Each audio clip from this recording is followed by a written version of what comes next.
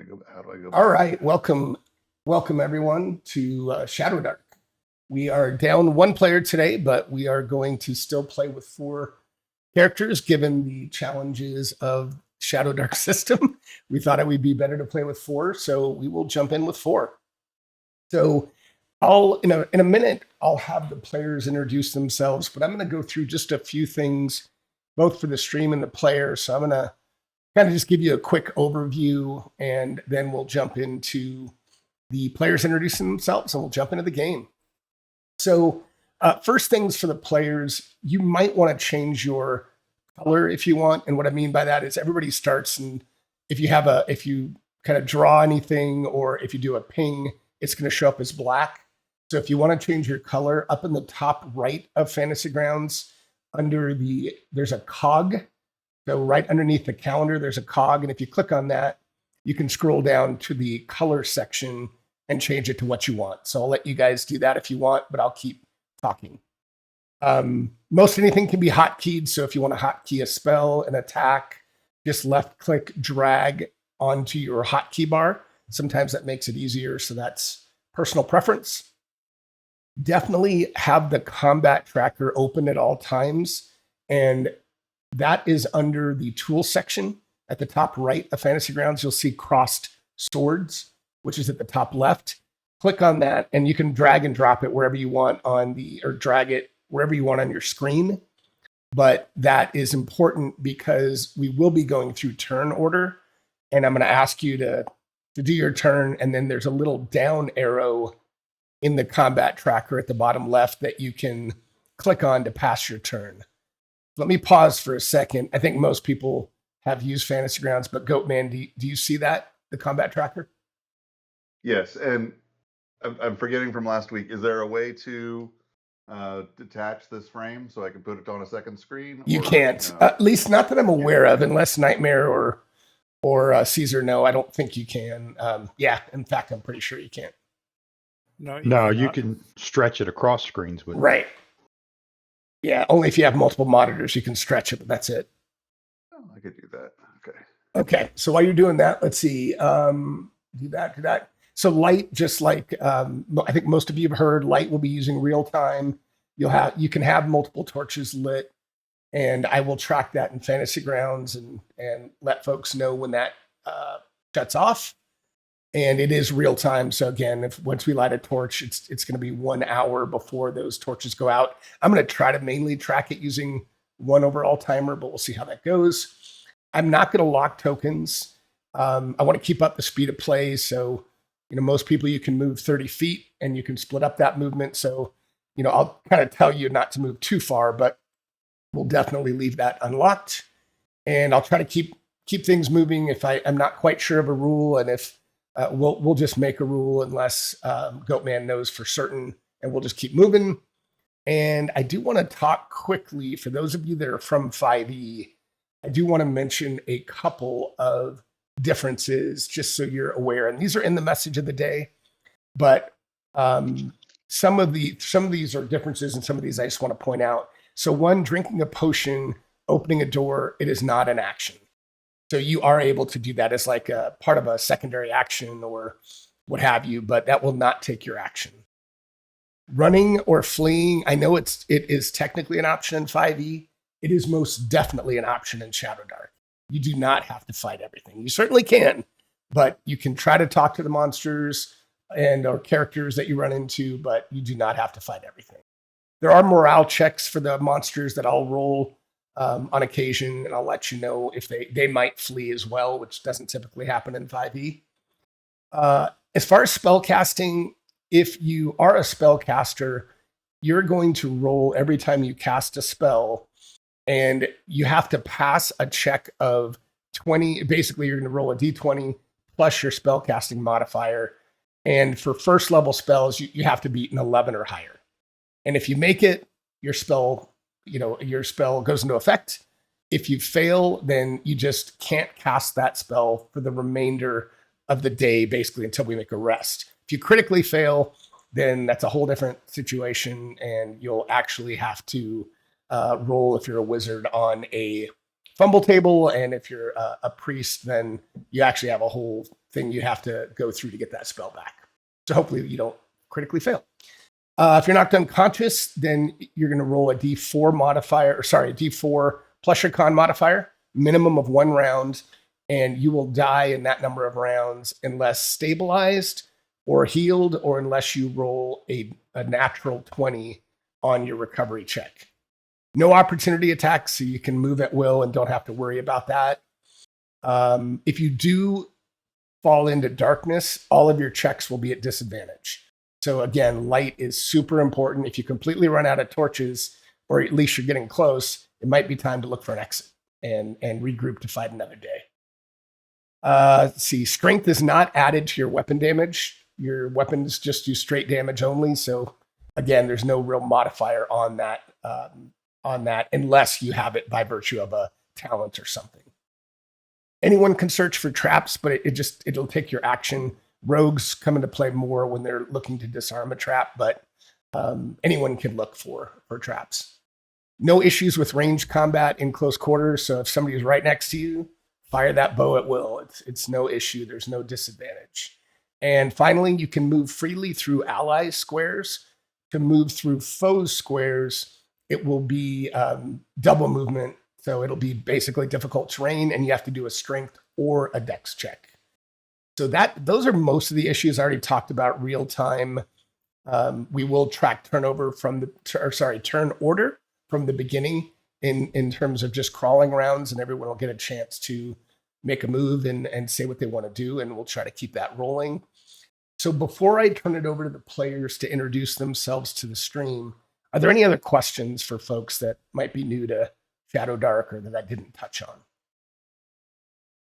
I know that was a lot. One thing on how you were talking about finding traps, the advantage that a thief has on that is because it's one of the areas that they are trained in and that class is good at.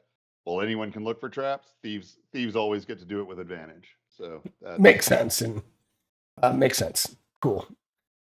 All right. So if there are no other questions for the moment, let's go ahead and turn it over to the players. Just say whatever you want about yourself, your character. If you have any social media, feel free to pitch that as well. And I'm just going to start by what I see on my overlay. So we'll start with Nightmare, and Nightmare, just say as much or as little as you want about yourself, your character, and yeah, we'll go from there.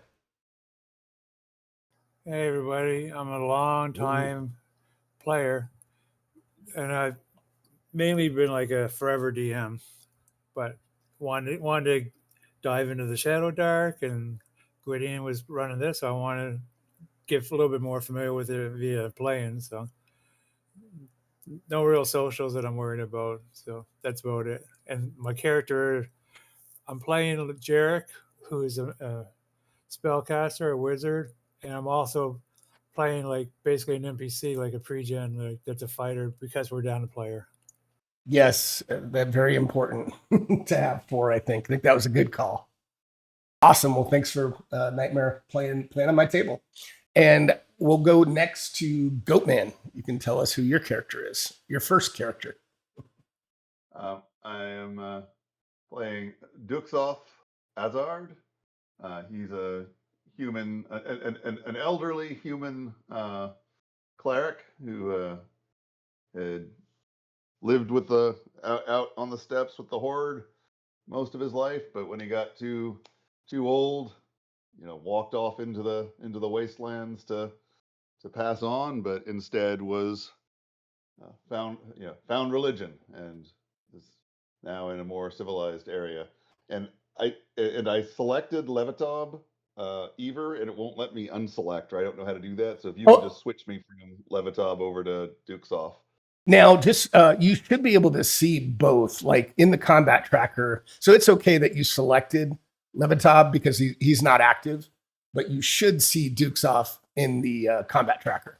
Yeah, I see him in the combat tracker, but in the upper left where there's the icons to select. Once I selected Levitob, it won't let me switch. I got it. 1 second. Let me see if this will work. We will go into the party sheet. If you claim him back as a GM and then like offered available, he can grab it again, like later on. if he does it right now, he'll just go right back in the same problem. Got it. I will do that right now. Find him. There he is. All right. I think we should be good now. All right. And then so that should be good. All right. So now let's go to Caesar. Hello, everybody. It's Caesar here. I do have social media, but not important. I don't seek followers. I stumbled upon Gwydion last week, and he was setting this thing up. And at the end of the thing, he was looking for another player. So I signed up to do it. And I've never played this and thought it would be fun to do. You can find me on the interwebs, usually on Tuesday nights, playing in Drake Takes game, if you're familiar with him, and usually on Rob's server and things like that. So I'm playing looks like a pre-gen thief, named Martin Rast. He's really going to be out for himself. He's very neutral. Companions are just helping him do what he needs to do. Awesome. Sorry, I was just adjusting volumes for a second. So perfect. So with that, I am going to share the map with you all. And there's not a huge setup here. You guys are basically, you know each other, and I'll let you role play however you want, how much you know each other. But you have heard rumors of this citadel that has a ton of treasure in it. Each of you, if you look at your character sheet and you look at the notes tab, all of you should see a specific rumor that each of you have heard. So you're welcome to either keep that to yourself or share with the players now or whatever you want. But you should have a specific note that I listed as a rumor on your notes tab that you know about the Citadel. So I think the map should have popped out to everyone. So Goatman, do you see the map? You can stretch it. You can kind of orient it however you want. You can zoom in and out with the scroll wheel if you want to kind of make it shorter or closer or farther back, however you want. But let us know if you have any questions. So, excellent. All right. So you all are outside, just outside the Citadel, and there's kind of a corridor about 10 feet wide that leads up to some double doors. You can see right now there's some fading light. It's kind of dusk at the moment. So you are all able to see, but you might want to decide who wants to light a torch. And if you tell me, I can do a light source, or if any of you have a lantern.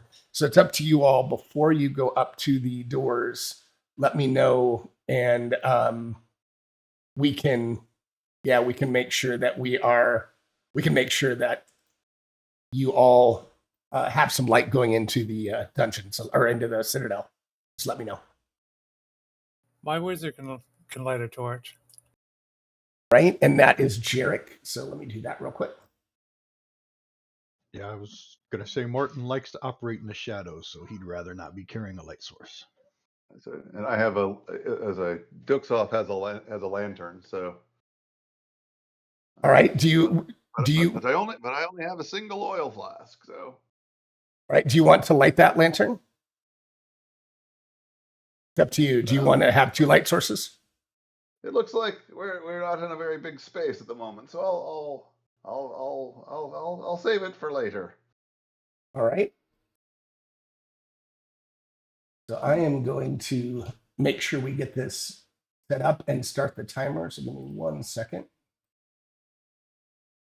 And for those on the stream, I'm trying to make sure that you all should be able to see a torch timer next to my portrait as well. But I'm going to start this for the players, and then we'll get going.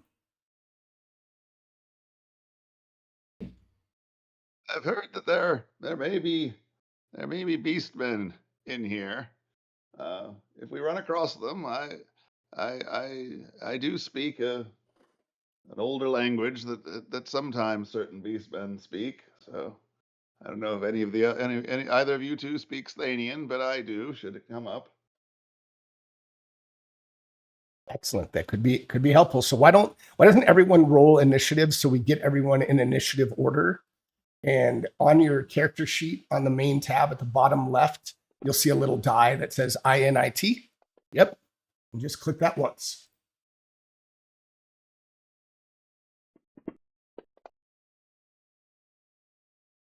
I'm sorry, main tab.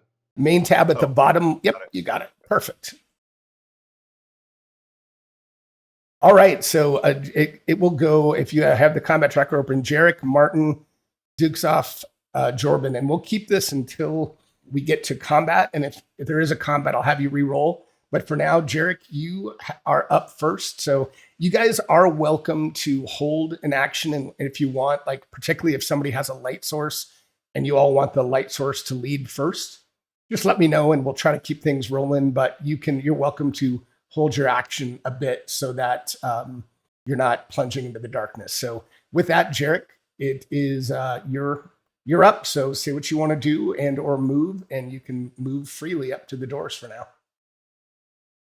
Well, I definitely don't want to be first through the door, being a wizard and all, but I'll follow them when they move up. Okay, so you can go ahead and pass your turn if you want, and then you're welcome to move at the same time when they move up too. So you can pass your turn, and we'll go to Martin. So Martin can see the doors from where he's at. So he's going to cautiously move down the hallway, looking for any abnormalities, checking, cracks in the walls, things like that. So he's not too quickly, but cautiously moving. I don't know how many feet is that? 5, 10, 15, 20. Yeah, you're good. You can move up to the doors. Oh, okay. So you have 30 feet of movement. Once he gets to the doors, he'll just be listening to them, checking them out, see if he can hear anything, looking for locks and things like that, see if it's locked. All right, I'm going to say now for your move, you can move up there, and because you're doing all your search, that's going to take your action before you can maybe listen next turn. But as you do that, you do see on the doors, these are carved with large ornate bucking bowls that are kind of in mid leap on each of the stone doors. So let's move to Dukesoff. And what do you want to do next, Dukesoff? And Martin, you can pass your turn. I'll move up alongside him. Stay behind him to give him some light. All right. If that's all you're doing for the moment, you can pass to Jorban. Looking around, is there any marks on the walls, or keep my eye out for any kind of writing or anything like that? No, nothing unusual. Just a lot of chips and cracks in the stone. Certainly an older citadel, and you can tell it's a bit run down. But other than that, you don't notice anything unusual.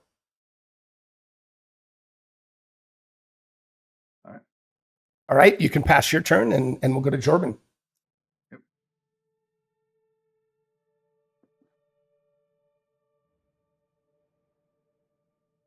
Jorban, Nightmare, that's your second character. Yeah, he hasn't passed though. Oh, you're right. Sorry, Dukesoff. In the combat tracker, make sure you hit that next actor button on the bottom left next to menu. And if you guys just get in the habit of when your turn's over, just click that button, that down arrow, and then we'll just keep rolling. So I won't ask after we get this going for a while. Perfect. Okay, perfect. Thanks. Yeah. Okay, so Jordan's not worrying about walls or stuff like that, like the boring stuff. He's just going to go up to the door. All right. And remember, as your action, you are welcome to just open. You do not have to wait, but it's up to you. You don't have to do that either, but you are welcome to open the door if you'd like. And now Jarek followed. Yeah, perfect. That's good. Is there anything else, Jordan, you want to do on your turn? Do you want to, or do you just want to wait for now? I can open the door. It's up to you. I'm not trying to prod. I just want to make sure that you could do that if you want. Nope. Let's get into this, right? Like it. All right. So you open the door, and obviously you can't see a ton into it because it does start to get dark, and you don't have the light source. You can just start to see some red pillars that are tapered. They're banded with black marble at the top and the bottom, and that's about all you can make out at the moment. So with Okay, sounds good. all right, I'll let you pass, and then Jarek, you are up. Okay, I'm just going to take a step forward, and then if I see anything like hostile, I'm going to cast sleep on it. Okay, so kind of ready that action that you see. That sounds good. Oh, sorry, 1 second. I was trying to get something to where I can see this better. Okay, perfect. Sorry, I'm just messing around with the map. All right, so you don't see anything at the moment. Martin, what do you want to do? And one of the doors is open, but you can certainly open the door that's in front of you as well. Yeah, sure.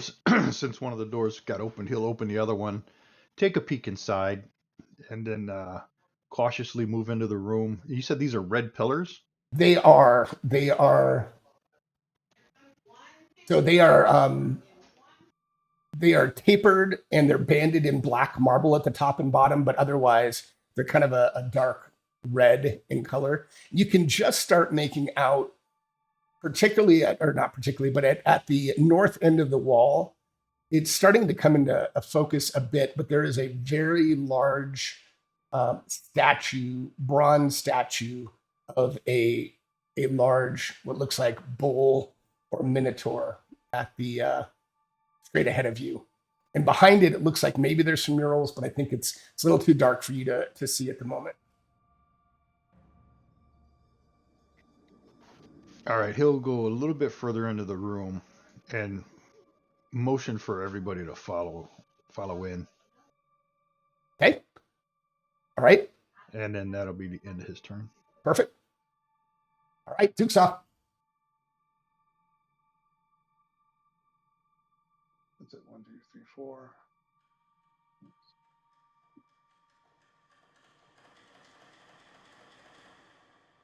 As I just walk in, I don't have the light, so Yep.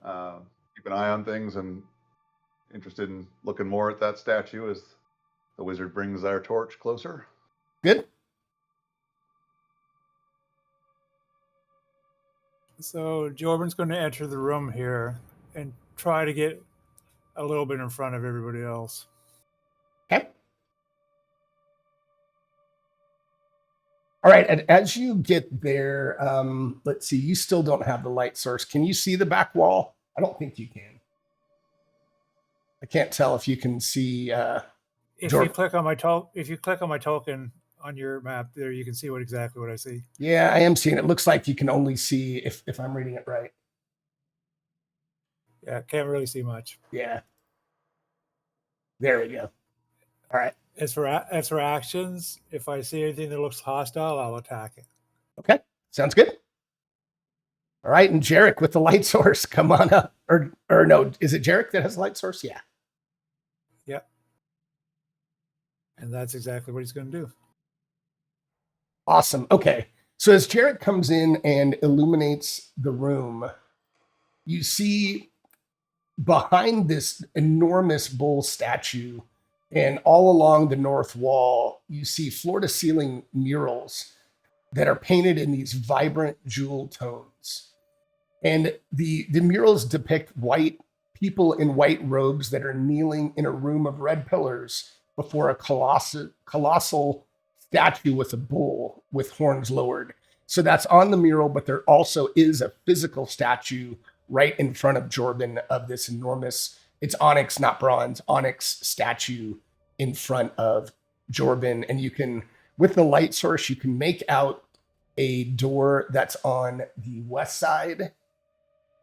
And that is, yeah, you can make out a door that's on the west side, but that is all you see at the moment.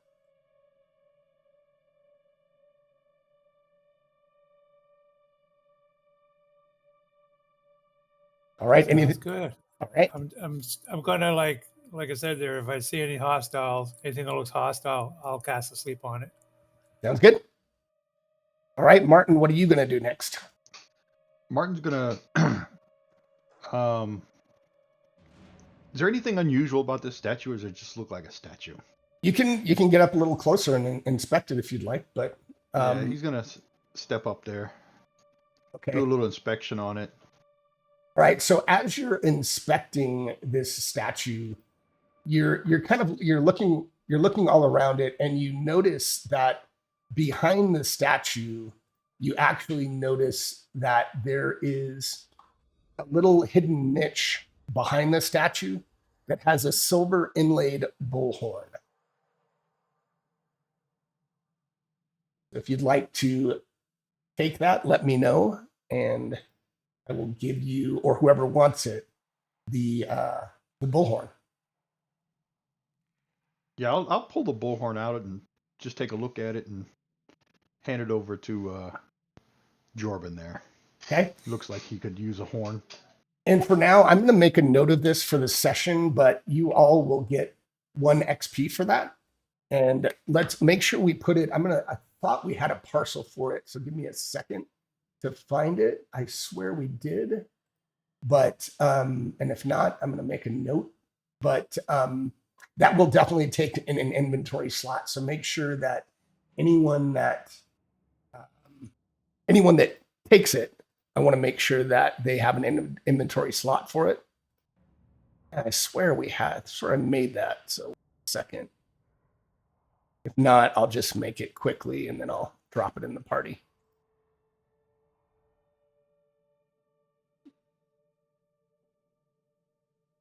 Does the statue have both of its horns? It does. Yeah, I'm just going to make it for the moment, and I can clean it up later. Like a drinking horn kind of thing, or like a instrument, or?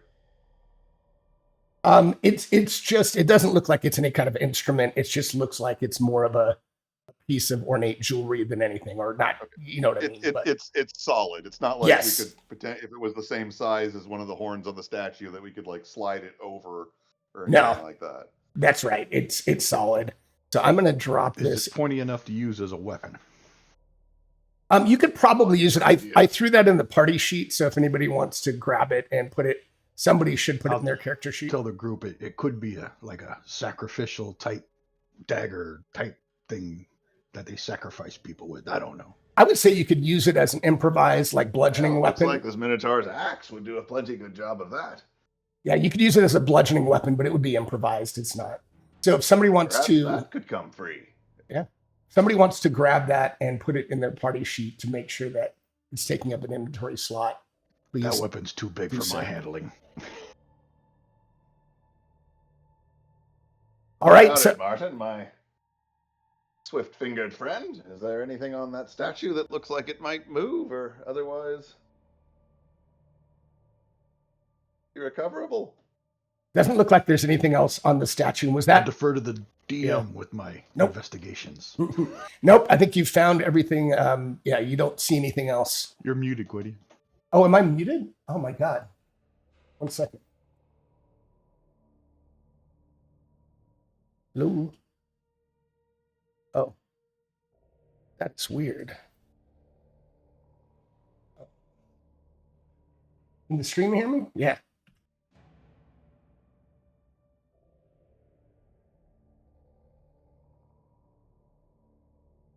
Gwydion, if you're speaking, we cannot hear you. Yeah, can you hear me now? Hear you now. Yeah, it's weird. Something, I don't know, something on my keyboard just, I think.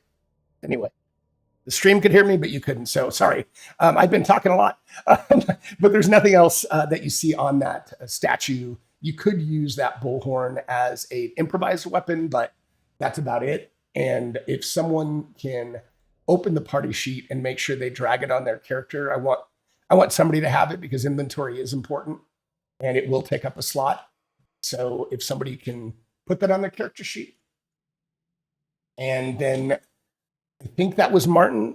Was that Martin, your turn? And then we could probably go to Duke's off to see what he wants to do next. Yeah, I was going to hand that bullhorn off if somebody wants it. Sure.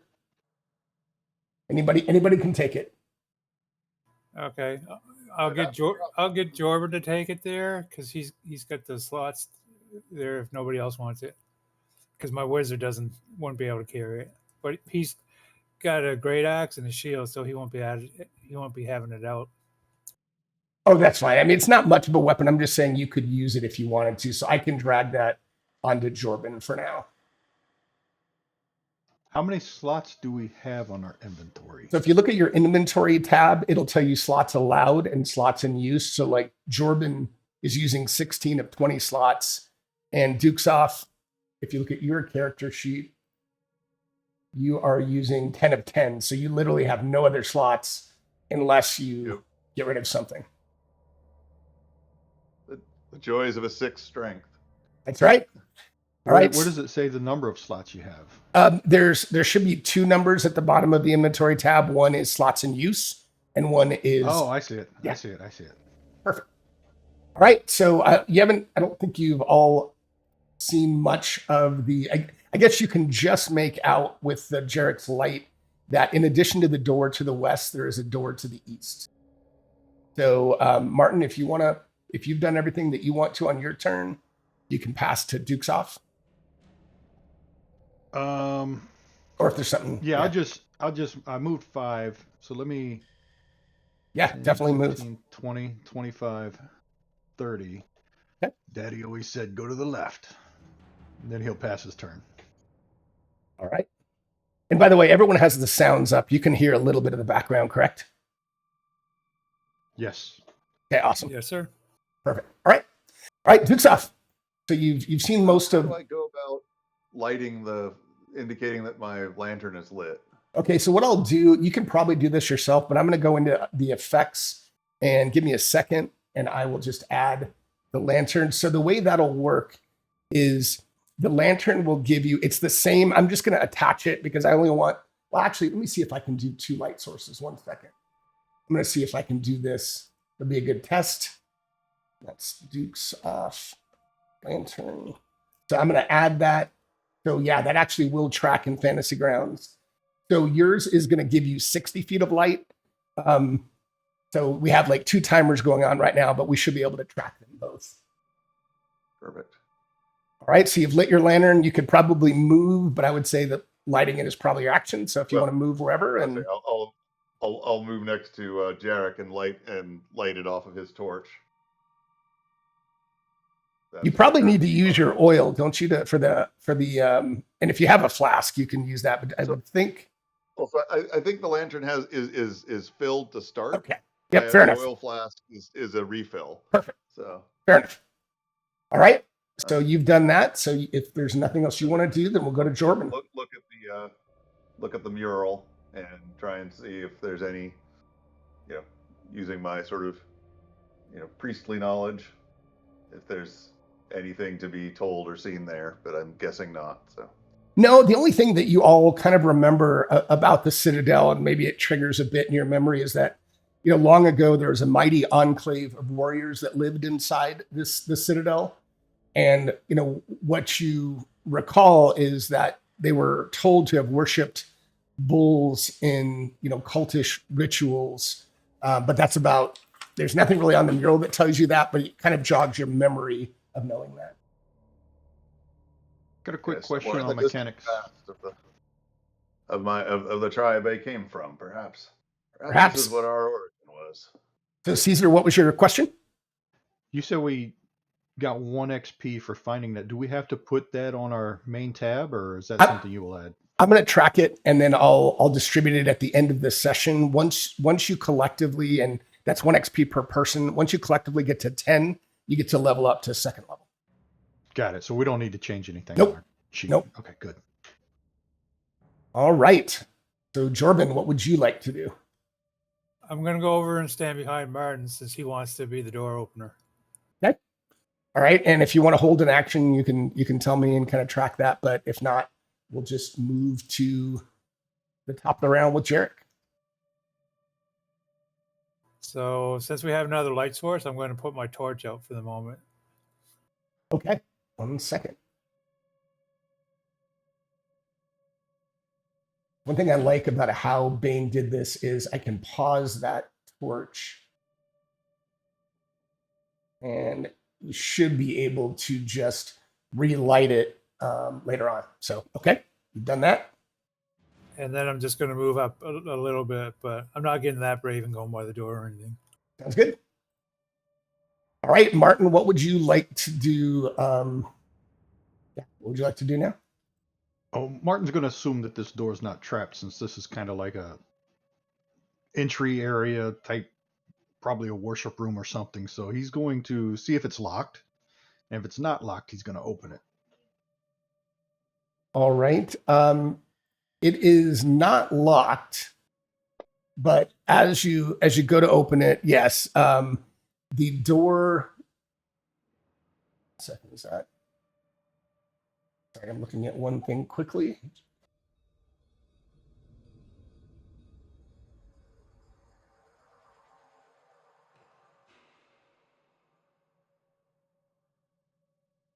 So it's not locked, and it does kind of move open freely, so you're welcome to open it. All of these doors, unless I say otherwise, are like stone doors. Actually, it's stuck on a 1. I did that All right, table we wrong. Position ourselves, our recenter on the map. Because left click just moves the whole frame, and right click brings up a scroll wheel. If you do your middle button there, hold it down, you can move the map around. Ah, yeah, all right. Yeah, I don't Gotta think. try it all. Yeah, I think that's the best. Yep. All right. So Martin, so yeah, you see a corridor that looks like it ends into maybe a little bit of a junction that you can just quite see heads down just a bit, but that's about all you see for the moment. Yeah, he's going to cautiously move down the hallway as before, checking for, hidden doors or traps or anything in the floor. And he'll go down to the edge of the light since he can't see any further down there. Sounds good. All right, Dukesoft, what would you like to do as you see your friend heading deeper into the Citadel to the west? 3, 4, 5, 6. Well, so I'll move up to here, and then have no other needed action, so I'll move up and provide him with light. Sounds good. So I'm looking for writing or marks on the wall, or you don't see much on the wall, but I mean it's a little bit of an interesting angle. But as you go down there, you can just start seeing into this next open room, and just kind of at the edge of your vision in both the kind of the southeast and the southwest, you actually start seeing these clustered in corner, these rounded jars that look like they're terracotta jars, and they appear to be different sizes, fat, rounded, some tall, some a little bit smaller. And you just start to get the whiff as you go into that square you're in of like a sulfuric scent as you head down there. I wonder I paused where I am. That's a bit off-putting.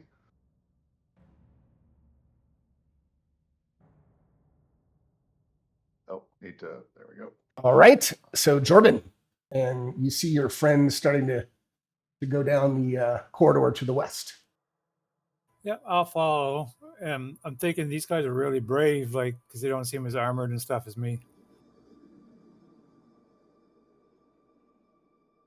All right.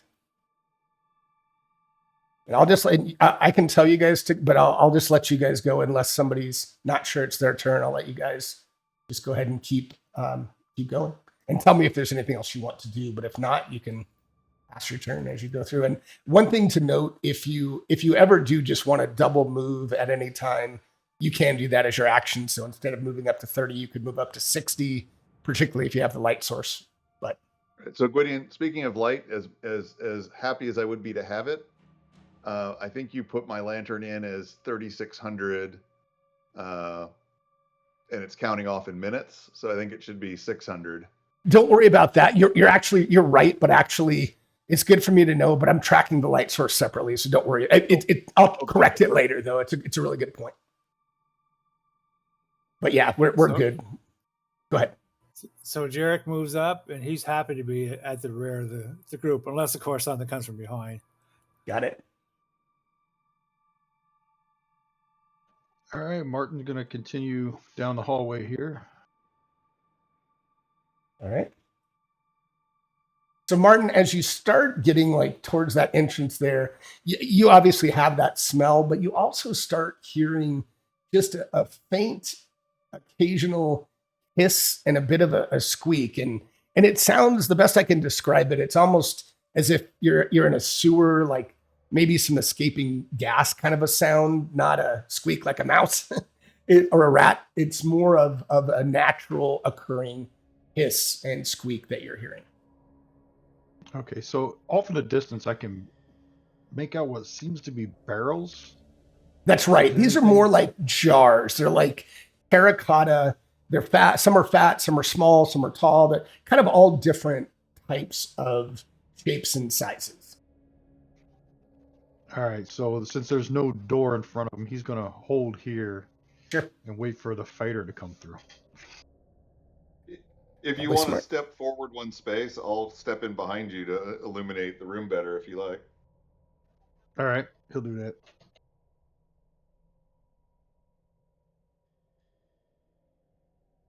I had movement left for my turn, so I'm assuming that's okay. Yeah, that's fine. Totally good. Totally good. So what I would say is as you get there, you're still a little bit away, but it looks like these jars, now that you're seeing a little more light, they look to be that they're sealed by these wax tops. I mean, imagine like the Maker's Mark bottle, but think of jars and like this dripping like sealed wax that appears to have been what it was used to seal these jars, maybe around a cork.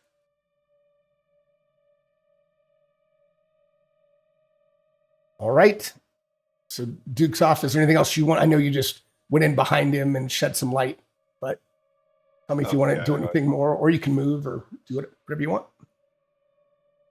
Can I make a welcome everyone about mechanics here? 100%. So at the very top, like where everybody's portraits are, there's a button that says switch to combat tabletop list. If people do that, they see who's coming up, what round it is, and also the turn complete is right there too, so you don't have to keep on going to the combat tracker. Thank you for telling me that. I know that's a relatively new, well, for me, it's a new feature. I did not know that, and I didn't know you could pass your turn up there. So that's really helpful. That's on the character sheet? No, on the top of your screen, top upper left, where your portraits are. Oh, I see that. Yeah, that's really good to know. The other thing, just as an FYI, we don't do initiative a lot, but remember, you can hotkey your initiative to your hotkey bar, and I think even Leyrune in chat had mentioned you can even hotkey the pass your turn if you want onto a hotkey bar. So whatever you're comfortable with. But thank you for saying that. No problem. Right. So now Jordan's going to go into the room and take the lead.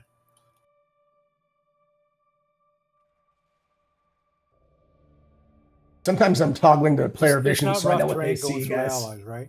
It is not.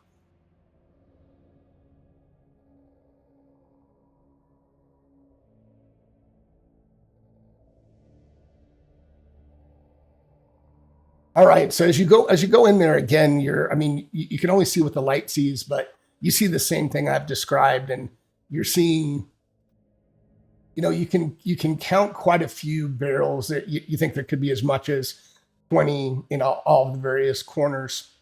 Sorry, these jars. But you definitely smell as you get into this room, that sulfur smell is getting a little more pungent, and then you see that there does appear to be an exit to the. If you'll allow it, Dukesoff will just come walk behind him with the light. If they'll allow him to do a little bit more if he wants to. That's fine. That's fine. But yep, so that illuminates most of the room, and if not all of it, and you see that you can count by your count, Martin. You see, or Jared, Jordan, whoever's in there first, sees about 20 of these various size jars. Okay, can't hit jars, so not worried about them. And Jared's just going to take up the rear. All right.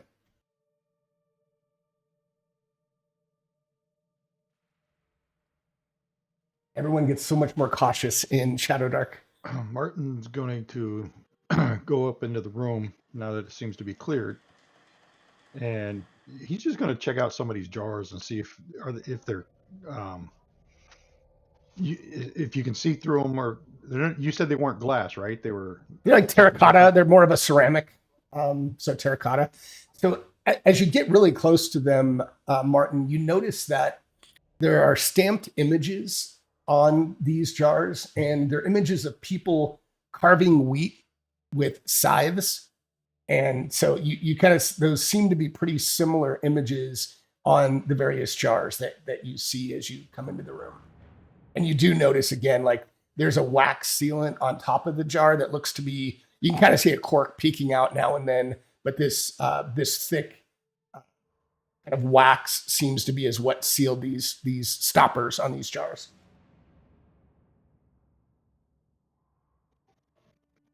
All right, so contemplating opening one.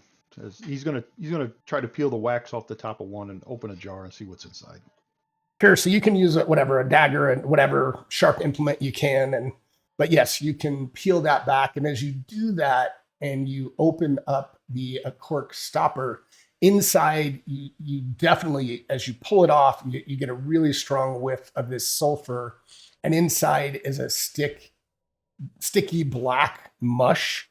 It kind of reminds you, if you can imagine, like in the medieval battles, like it almost seems like a pitch, but it definitely seems that this is something that if you threw this and broke this, you definitely think this would act as kind of a makeshift bomb. Hot dog and hot dog. By the way, Jarek's torch is still counting down, I think. Jarek's. Oh, go ahead. Sorry. Keep going. Martin will take one of these and put it in his inventory if you have an item for him. 100% I do. And give me a second to find it. This is what I made. I'll let the others know what I saw inside. Why am I not seeing it? Maybe I put it in here. Oh, I know where it is. Here we go. I'm going to put it into your character sheet, Martin. I'm just going to put it in your inventory. And 1 second.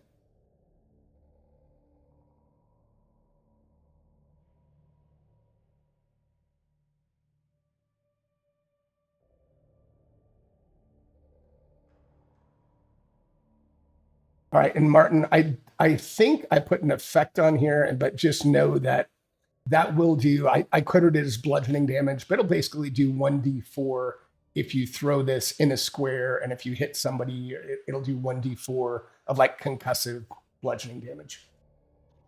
All right. And do me a favor, Martin, or actually, never mind, I'll do it on, I'll let the next person, Dukes off, do what they want to do.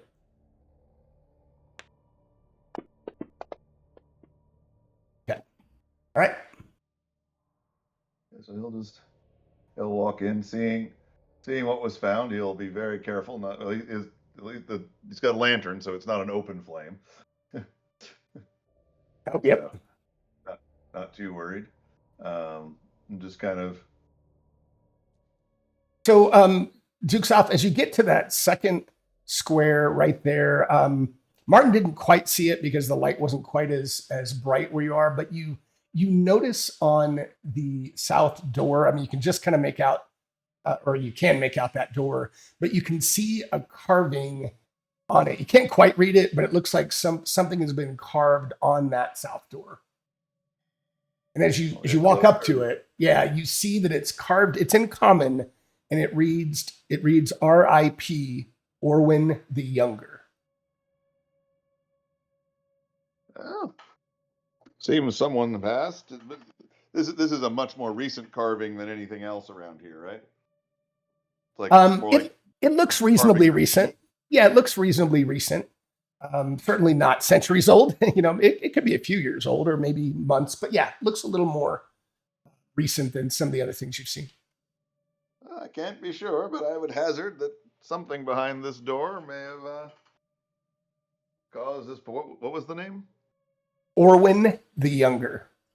It seems to indicate that perhaps another explorer named Orwin the Younger may have died past this door. So if we go south, we should be cautious. But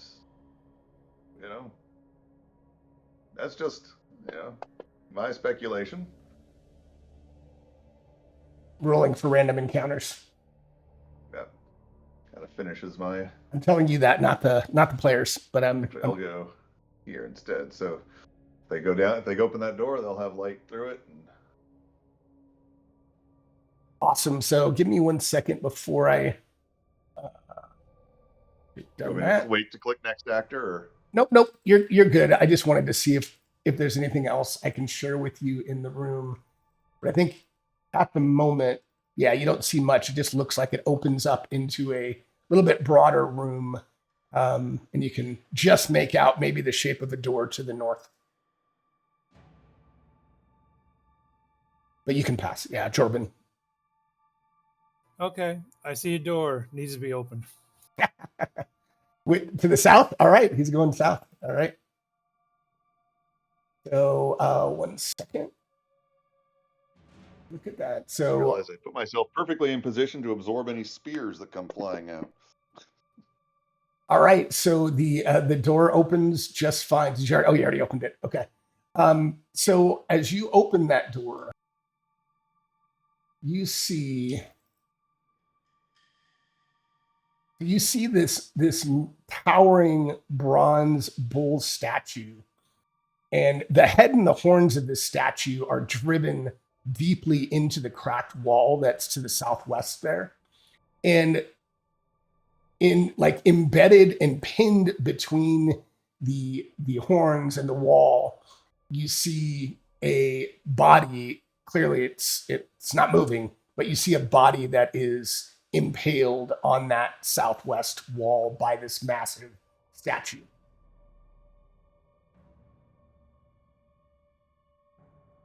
Is there any sign that the statue moved or is moving? I mean, you can, if you get a little bit closer, I might give you that, but you can't, you're still about 10 feet away. It's a little hard to make out. Yeah, I have 2 squares left to move here, so I'll go 1 forward. Sure. So yeah, as you go in there, I mean, it looks, you can start to see now underneath the statue, it looks like there's hoof prints. So it does look like it moved, and it came into this wall, smashed into that wall, and then just, basically it just stopped for some reason. Now, as you're that close, you also see embedded in the forehead of this statue, or this massive bull, you see what appears to be a shattered emerald embedded in its forehead. Okay, I'm going to assume that this thing is moving, and so I'm going to just attack it. So it's not like at the moment, it's not like it's totally, it looks like it's not moving. You can certainly, I would say everything you just did will take your action. So you can move and you search. So you can certainly get ready to attack, but if you do want to attack it next time, you can. But I think you've... Okay, that makes sense. All it right. seems currently just like an inanimate statue. Yep, that's right. All right, Jarek, you are up. And you've heard, maybe you heard a door open, but yeah, you see your party that's gone into this large square room. Thanks everybody for popping over and watching the stream a bit.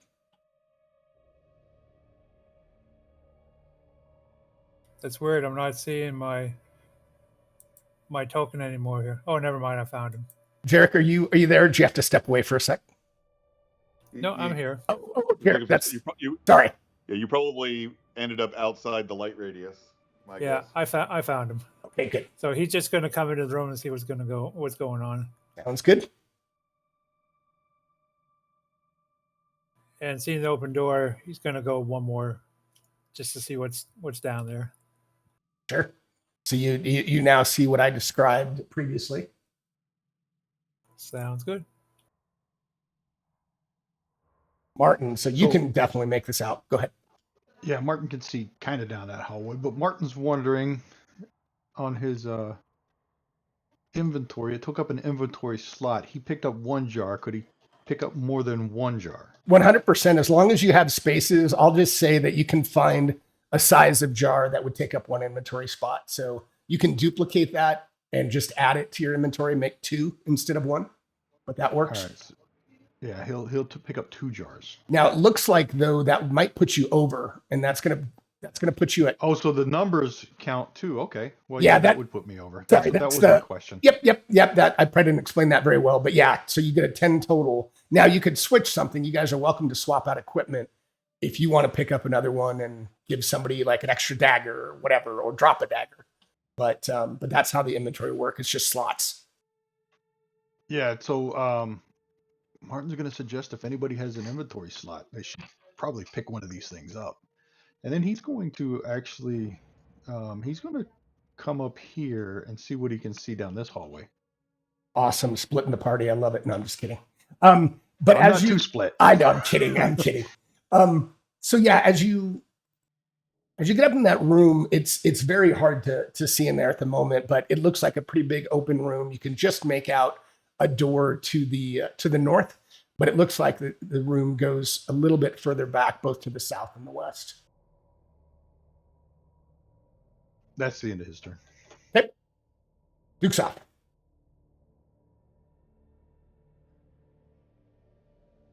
Welcome everybody playing ShadowDark for the first time. Down behind Jorben and take a look at this statue a little bit more. Again, no writing, and you said there was a gem in its forehead? Yes, there's a shattered emerald, and given Jorben had been looking quite a bit at the statue too, but as you come down, you also notice a bit more about the body. So as you're looking at the statue and the body, you see a young human man that looks like he was in chainmail and helm, and he has a bastard sword and a shield that's been splintered, and he's kind of wearing a dark green cloak. And you also see kind of at his feet in the kind of the very bottom square in the southwest, you see a backpack. One square in the southwest. Okay. So yeah, right, basically here. All right. Well, Right so there. yeah, I'll step up alongside Jorben and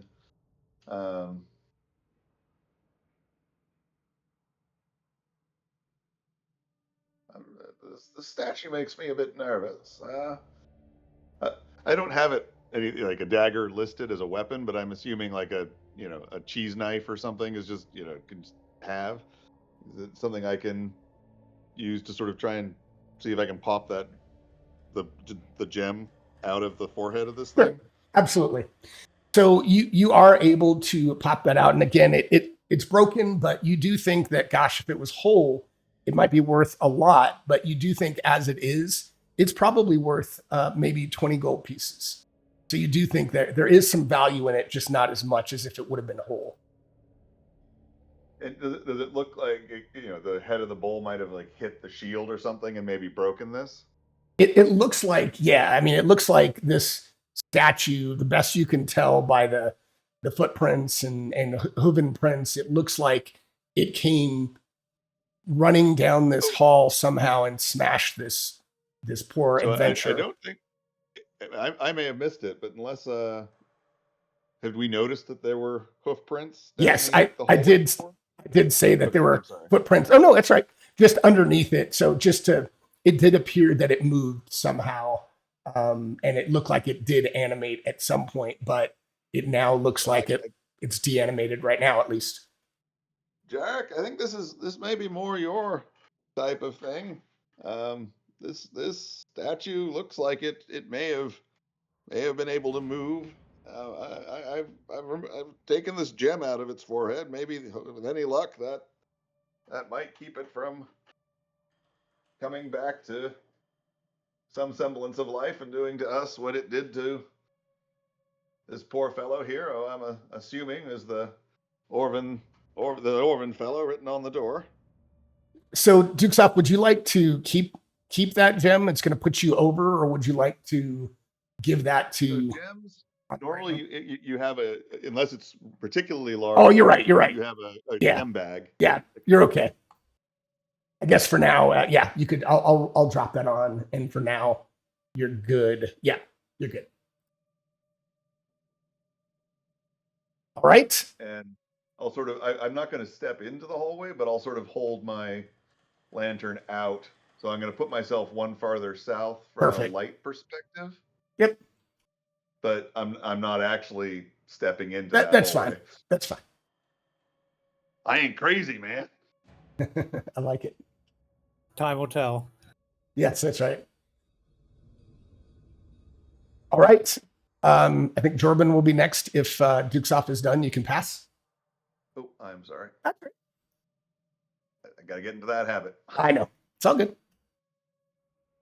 So Jordan's going to watch this thing like a hawk there, and if it moves, he's going to attack it. Okay. I'll let the squishies like worry about all the details.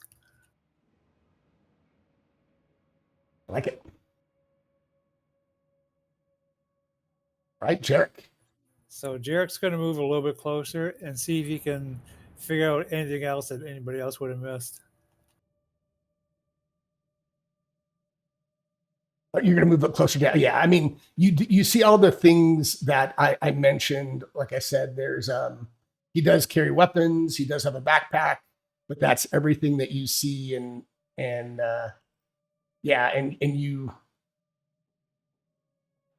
you do see, since you can see just a little bit to the right of what looked to be this big bull / Minotaur. You also see those hoof prints, and you can obviously tell it had moved. Looks like it's deactivated and almost stuck and embedded in this wall. Gotcha.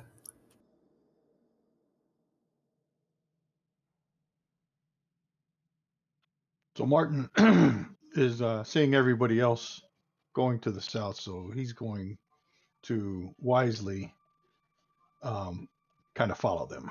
So Okay. he's going to come up over here and just cautious look down that hallway, and little hairs on the back of his neck are standing up. All right.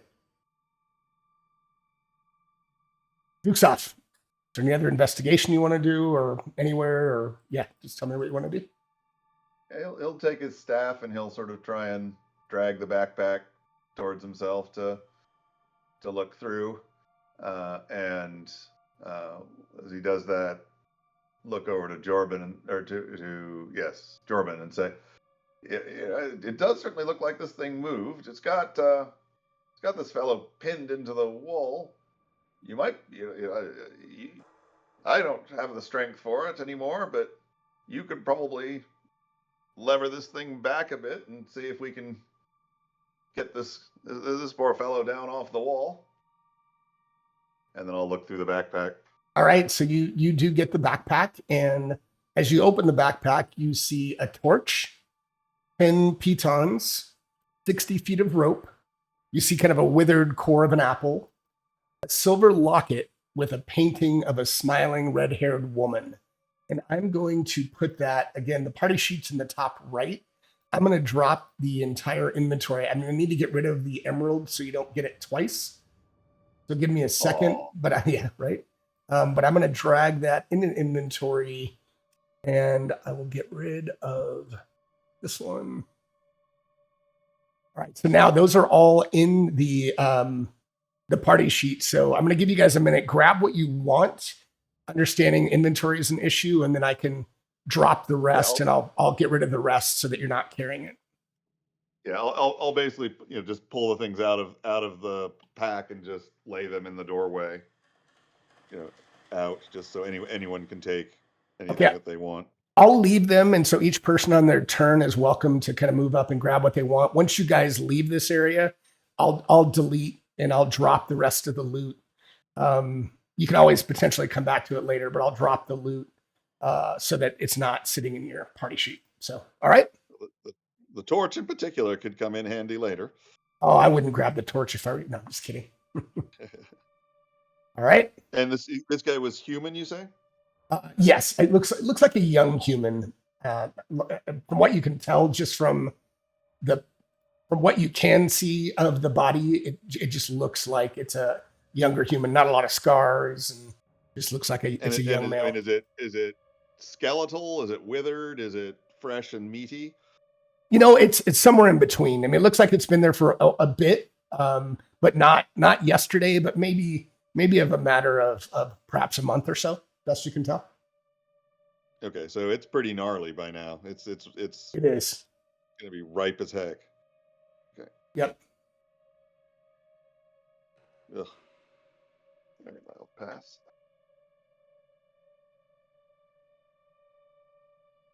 Okay, Jordan will take the locket.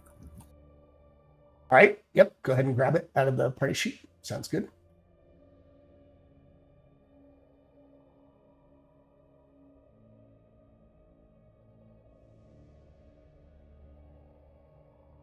And if I can tell that it looks like it hasn't moved in a month, I'm going to go more into the hallway here. Sure.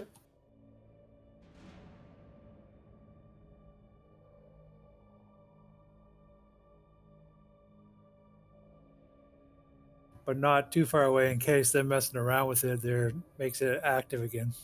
Yeah. So Durbin, as you go in there, you're seeing more of these footprints, and obviously with your light, you can see this is just a long 10-foot wide corridor, and just looking at the ground, you can see that it looks like this thing has run down the hall, and you almost see that it looks like it has gone back and forth because you see multiple tracks of this same thing. So somehow it looks like it had activated at some point and again smashed into this wall and deactivated.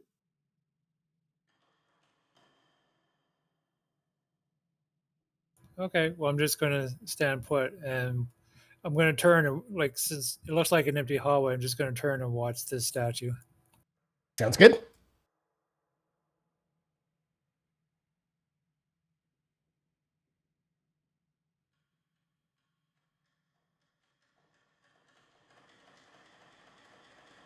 All right, Jarrett. I got to keep him inside the light because I can't find him again. Jarek, does your training as a wizard tell you? Have you ever studied anything like this? And ways of animating a statue?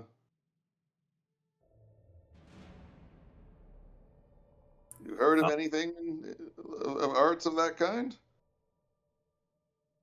Not really my forte, but I'm going to step closer just to see if I can figure out anything like that. Okay. So Derek, as you move closer in there and take a look, I mean, you do, based on some of your training, I mean, it does appear to you that it's something you've heard of, things like animated statue golems in essence that can animate based on some type of magic, and the best you can tell, that's what this thing is.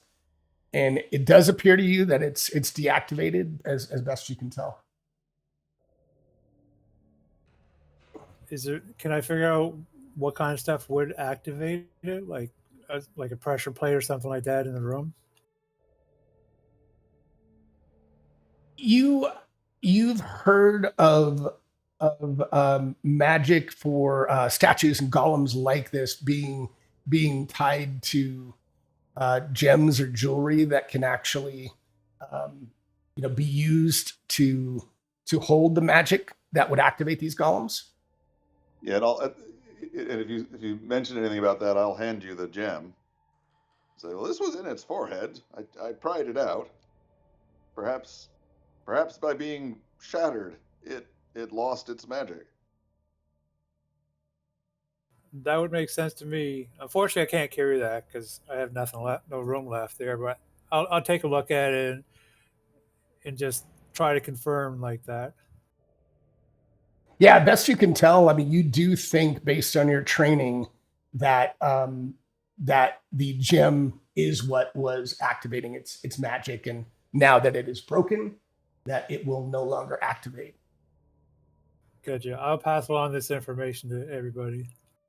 All right. Well, should we have the misfortune to run into another one of these things that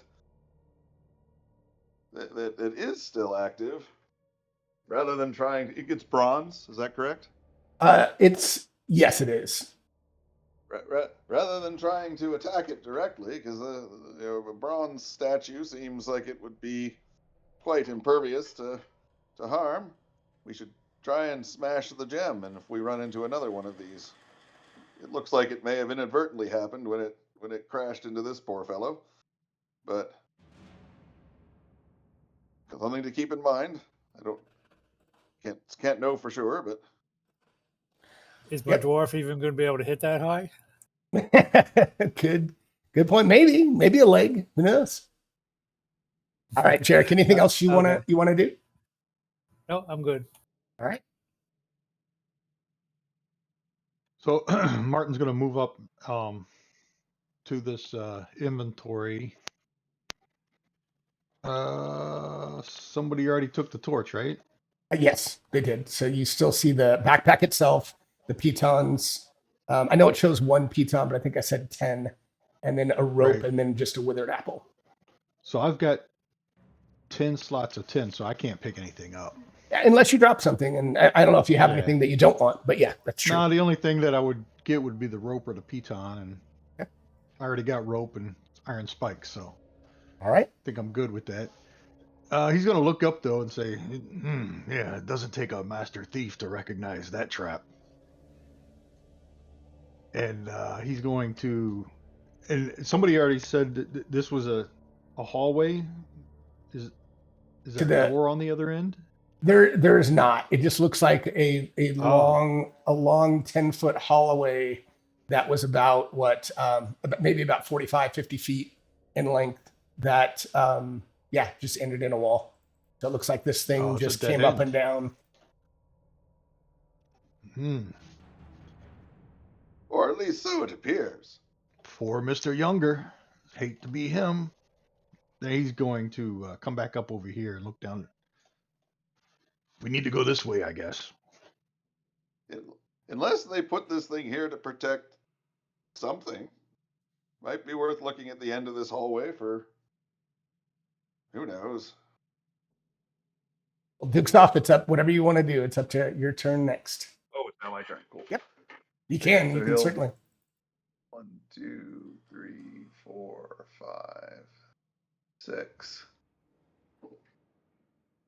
So yeah, any writing, anything like that? I'm assuming Nothing. Generally looking for. Nothing unusual. Just again, it looks like you can tell that as you get closer that it certainly looked like the statue kind of constantly went back and almost as if it turned around and reset in place in that far east square. Okay, is there like sorry, I guess I wouldn't go there. Like a dais or any kind of thing where it looks like it sort of reset onto, or it just Nope. went back here and Just a stone floor that looks like it just kind of turned around and reset. okay. So does it look like any of like there might be any hidden door or sliding stone or anything like that? You're searching all around, and as you search all around, you don't notice anything more. So then I think that's as far as back as I can come. So All right. oh, pass turn.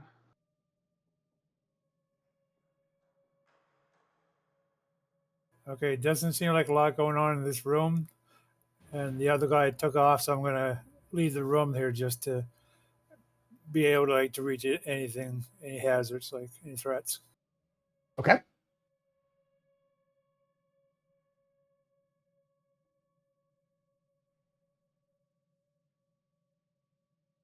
And I'm going to go down here with Dukes off and check as well. Sure. Yeah, as you head down there, Jordan, you don't see anything else of note either. It doesn't. You can't tell of anything that is unusual with the walls or anything like that. Gotcha. And it's Jarek. Oh, sorry. Yeah, thank you. No problem. Confusing to me too. There's not normally 2 of me. That's right. That's right. Well, it suddenly got dark in this room, so Martin is going to feel along the wall, tuck himself into this corner, and hide until some light comes back. Sounds good. You stumble across the jars, but nothing breaks, fortunately. All right, Duke's up.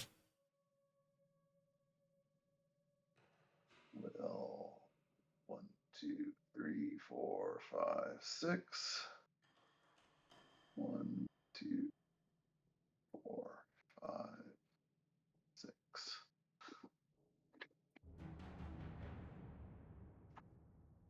Just hold my lantern up and look down the hallway. Sounds good. Yeah, you see a bit more of the room, but nothing really of note. So I'm gonna make my way over to that hallway, but I'm also gonna grab a jar on the way. Okay. Do you need me to yeah, I can grab one sec.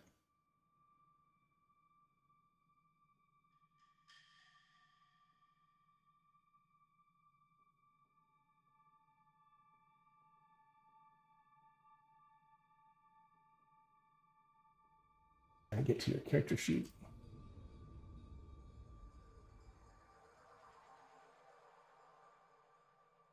All right, there you go. Perfect. Thank you. So Jarek feels lonely, so he's gonna go join the others. All right, sounds good.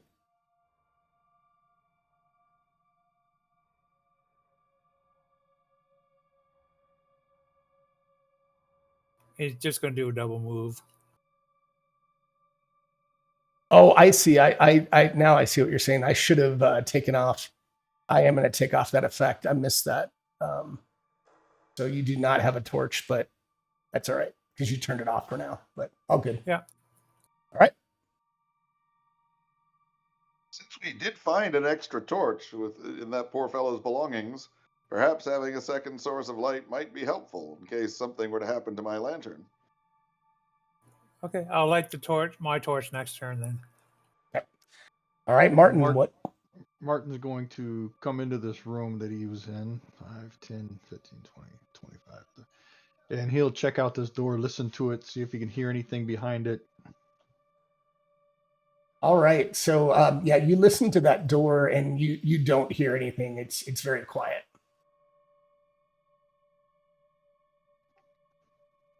All right, he'll open it up then. Okay.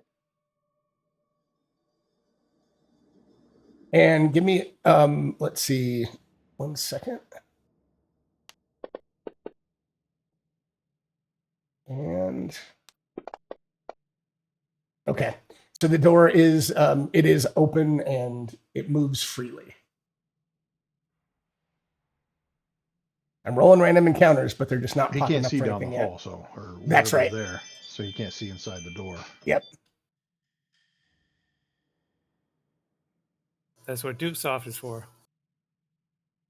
That's right. On the way.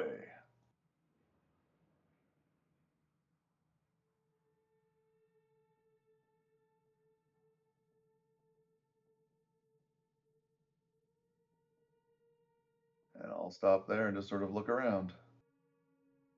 All right. What? As you look there, you see to the north is obviously a hallway that looks like it bends to the right, but it just looks like a corridor from what you can see. And then Yep. as you're looking both southeast and southwest, to the southeast, you do see what appears to be kind of a big, heavy stone bowl that's kind of up on top of a kind of a pedestal, just kind of all one piece carved in, but you see this pretty large stone pedestal with a big bowl that appears to be on top of it. It looks like to you, in addition to the door to the southwest, it looks like you see a similar edge of a bowl to the southwest as well in that corner. Yeah, we'll kind of hold the lantern out to each side. Yep. So you definitely see it looks like there's are bowls on similar big weighty stone bowls that are kind of a little above chest high on both of the ends of these corridors or rooms. Well, Martin, it might be worth taking a look at these bowls down here. I'd go down myself, but you've got a better eye for. We've already seen that this place has traps and the like. I'd hate to trigger another one of those bowls.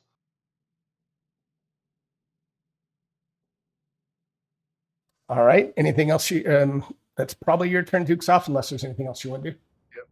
Again, yeah, I'll assume if there's any writing or anything like that, you'll let me know.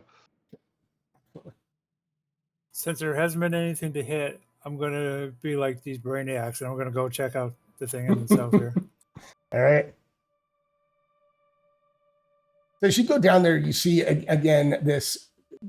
In addition to this stone bowl, on the walls behind the bowl, you see more murals as you've seen elsewhere. But these murals show rows of peasants that are they're pouring jars of gold coins and wheat into these massive gray bowls, and kind of overlooking them are these red garbed armored warriors that are watching them with bronze spears. And this is all on the murals. And as you're looking at this this big bowl, and you're kind of looking at those murals behind it, you see a individual that's crouched behind the bowl that looks like he's doing his best to hide from you. Looks kind of middle-aged and kind of somewhat poor clothing, torn a bit. He's kind of crouched behind that bowl, kind of looking away from you, almost as if he's trying his best to hide from you. So that's for now, probably, given you've done that searching and movement, that's probably your turn for the moment. Yep, that's what I figured too. So Jarek's going to light a torch to start with. All right. Do this. And remind me, was that the one you had before, or did somebody else have it? Is that a brand new one? No, it's the one I had before. Okay, I'm going to find that.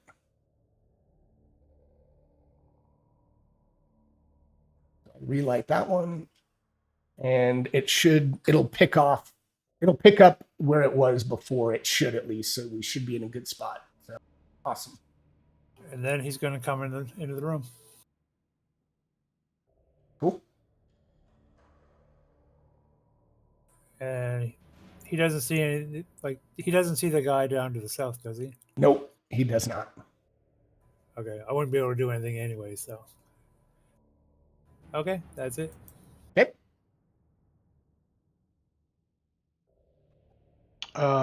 Did Jordan say anything about this guy down there? It's up to Jordan.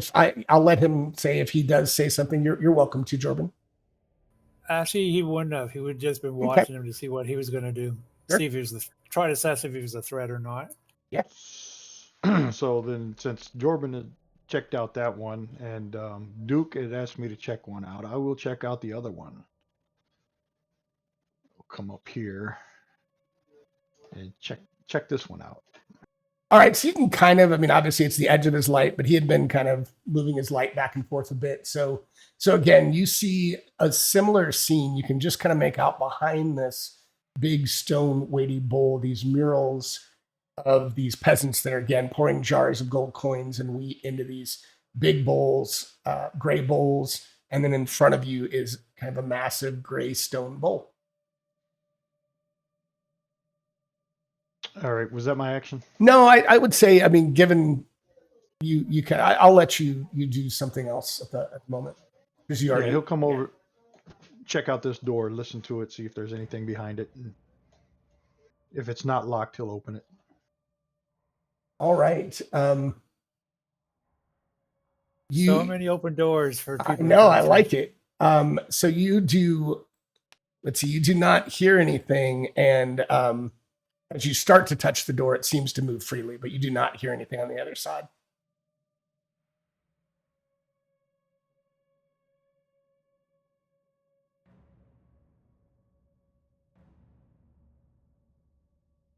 Yeah, you kind of open it, and I don't see, I guess you can see just a bit down there. Yeah, I barely see in there. Yeah, it's just you think maybe it's a corridor, but you're not quite sure.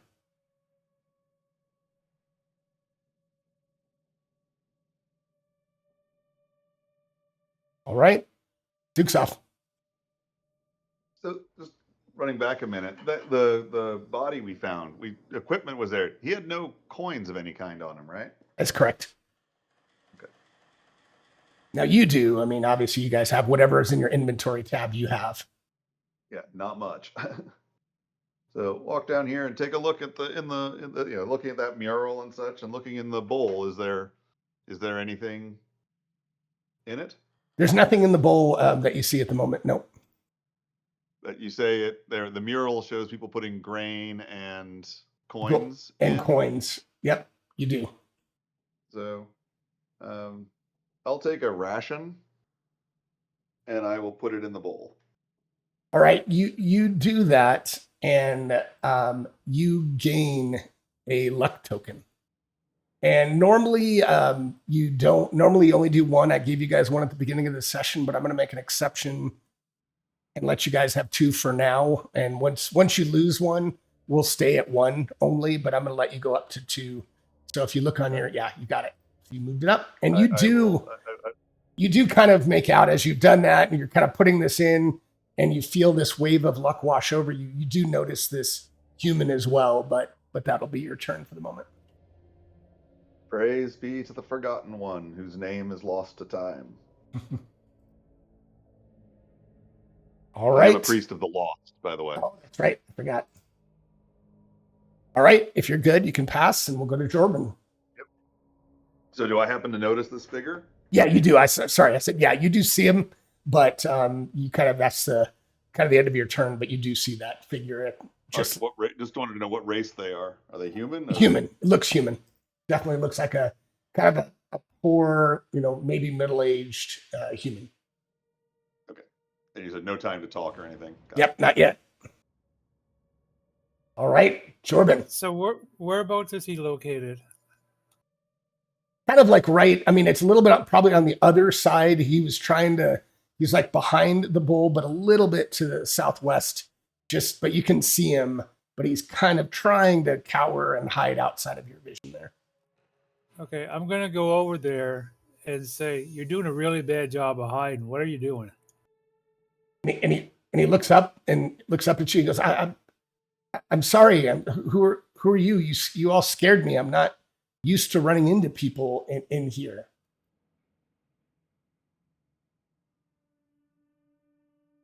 And you can certainly engage him and talk with him on your turn.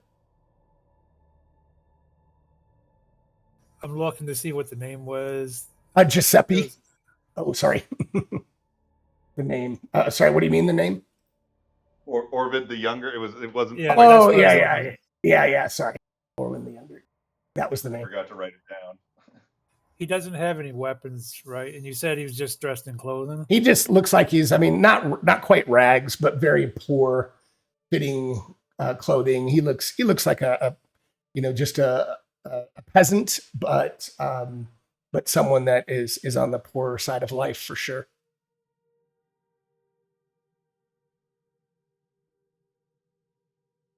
Okay, I'm just gonna stand there and watch and make sure he doesn't do anything that would cause him to have like severe injuries. Okay.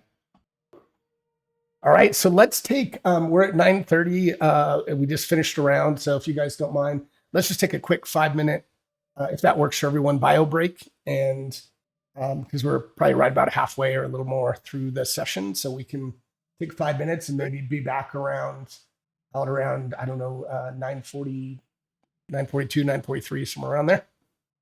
Sounds good. Awesome. Thanks, guys. All right, stream. I'm going to take a real quick bio break too. I'm going to keep the torches going, and we'll go from there. See you guys in a minute.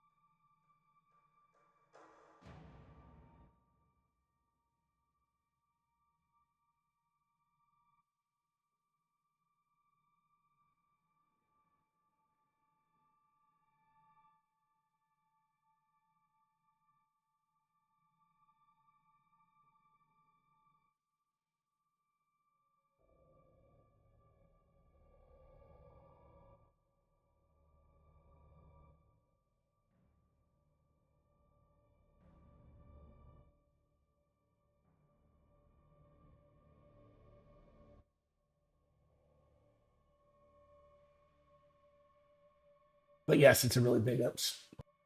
I think I was trying to get the Fantasy Grounds up for Goatman, and I paused it. Usually what I do is I stop and then like 10 seconds later start it so I don't have to show the whole pre-stream on the video. Oh well. This will be session 0.5. That stinks. Oh well. Wish it would automatically record so you don't have to worry about that. So I put a little checkbox in chat for when everyone's back. They can just tick that and I'll know you're back. Sorry, I was on mute. Oh, good. Can't believe I did that. Oh well. Happened like one or two other times before. What happened? I had paused the stream so that I didn't have like 20 minutes of preview, and then I didn't restart. I've been streaming, but I just haven't been recording. So we're recording now, but everyone will jump into like midway through the stream, unfortunately. Oh well. All right, just got one more we're waiting on, and we'll be good. So Twitch doesn't automatically record the stream?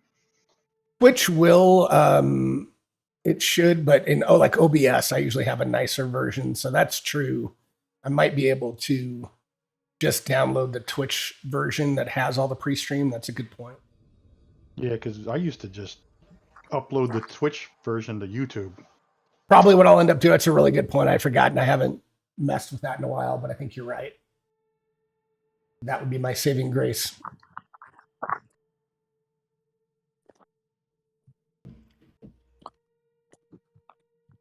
Give it another minute. We're good.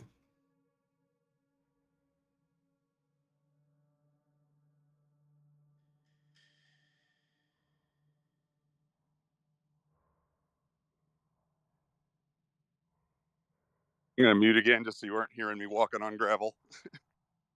Oh, no problem.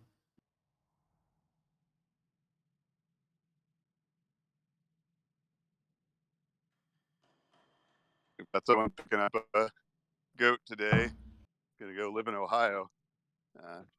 Took the opportunity of the bio break to go get her ready.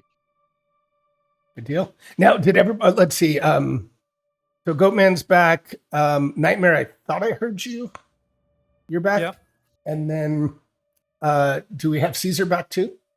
Yep, I'm here. Okay. We're all. Sorry, I had a checkbox in Fantasy Ground chat, so I was waiting for all three to be checked. My fault. So we're good. We're good. We can get started. I only see 2 circles. Yeah, I think somebody didn't check or didn't see it, so we're all good. Everyone's back. So next, that's what I usually do so that I can know when everyone's back and just hit that check mark when you're back, and I know that everyone's here. But we're good. All right, so we're back at the top of the round, and Jarek, you will be up next. Let me know what you want to do. Well, I'm going to assume that they have things under control in the south of me there, so I'm going to go over to give Martin some light. Okay.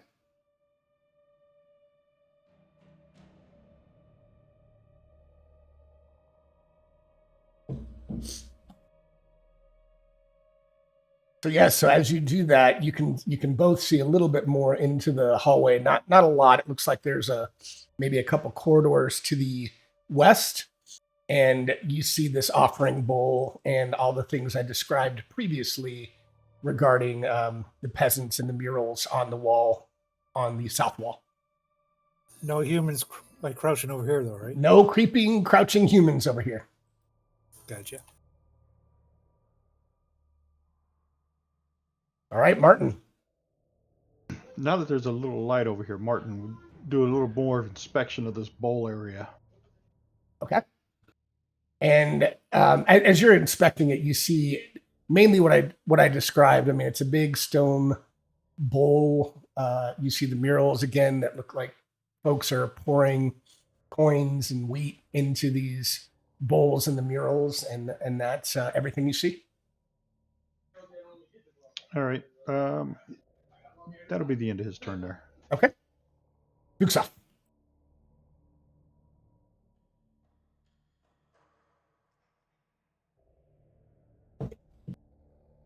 What's Dukesoft going to do? You might be on mute again, Goatman. Can you hear me now? Yes. Dukesoft will call over. If you place a ration in the other bowl, and ask the Forgotten One, you may get a blessing. I could feel their presence here when I did the same. And I'll look at and then look down and at the figure who's crouching here and say, "What is your name? How long have you been here?"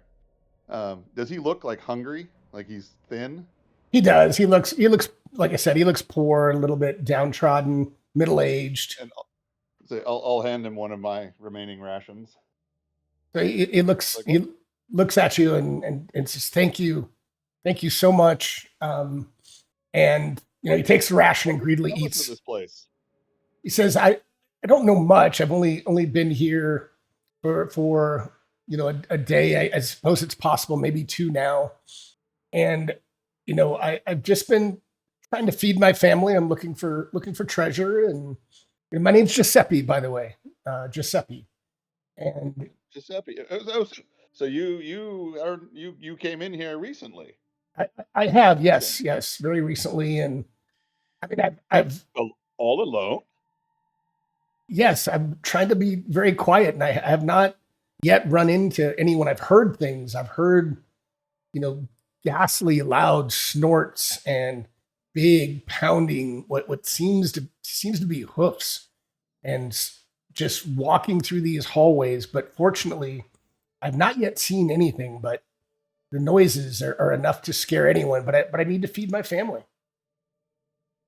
You'd probably best come along with us then. We can get you enough to buy some food, but it is probably safer for you to be with us than hiding here in the dark. I can't imagine. 2 days must have been terrifying. And can I make a charisma check on him or anything, or have you already done a reaction roll? Well, it depends. No, I know what his reaction is right now, but it's more. He looks at you and he says, "Well, why would I come with you? What are you offering me? I mean, I don't." My mistake. And enjoy the food. We'll go ahead and leave you here in the dark if that's what you wish. And he says, no trouble. Thank you. I appreciate it. And he just kind of just beware. I mean, there are things that come in the dark. I would be tremendous. As stout a heart as I have, I'd be afeared of being all alone here, no light and no way out, with nothing but the darkness pressing in upon me. But you're clearly a braver man than I these days. And I'll walk away. He says, "Thank you." And sort of say, I certainly am glad for the comfort of fellow explorers. And say 1, 2, 3, 4, 5. And as you're going up there, your lantern goes out. Oh, I hadn't realized it was getting that low. Okay. So you're welcome to relight if you'd like. I will use up my flask of oil and relight it. I'm just gonna delete the flask of oil. Or is there some way to actually use it? Nope. That's exactly what you would do. That works. I'm just relighting it for the stream, and then I will give you a light source again.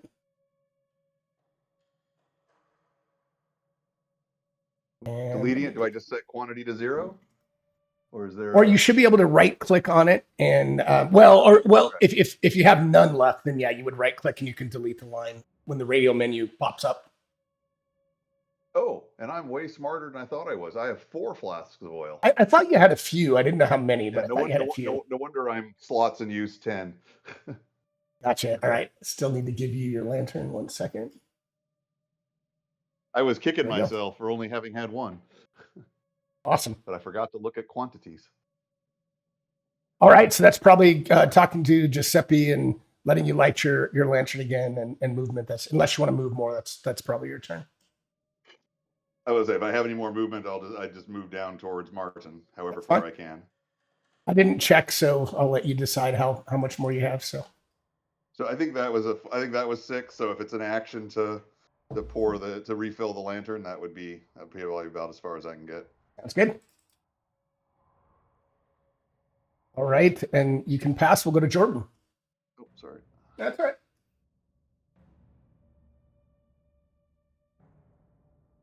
Well, this guy doesn't seem like a threat, and I'm in the dark. Everybody else is moved on, so I'm going to take off too. Yes, you were in the dark.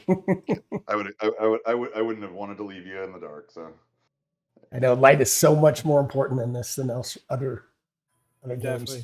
And so when I come around the corner, I see Martin at the door, so I'm going to use my action to move down by him. Okay. And this guy really does seem like he is preferring to cower in the darkness than come along with people who have the light. He does. Interesting. All right. Jarek, being as brave as he is just going to move down one square and not get too much closer to the front. Okay. And he's going to throw a coin in the bowl. Oh, got it. When you do that, Jarek, you do gain a luck token. Out of curiosity, what denomination did you throw in? Copper, silver, or gold? Gold. All I got is gold. Okay. Oh, must be nice to be you. Well, it's not like I had to get a lot of armor or anything, so. And Jarek, you probably saw them, but the luck tokens are on your main tab. You can increase that to 2. And in general, I'm going to keep you guys to 1 token, but I didn't want to nerf this, so I'm going to give you guys 2. Sounds good. All right. Why do I expect one of the other guys to come behind and pick up that gold coin? Yeah. Martin will put a ration in that thing. All right. You can take that off your sheet, and you can add a luck token as well. And he's looking at the gold coin, thinking about it. But I don't think he wants to take something out. So he's going to step aside here. Tell we got a door to the north and a door to the west. Choices. Yep.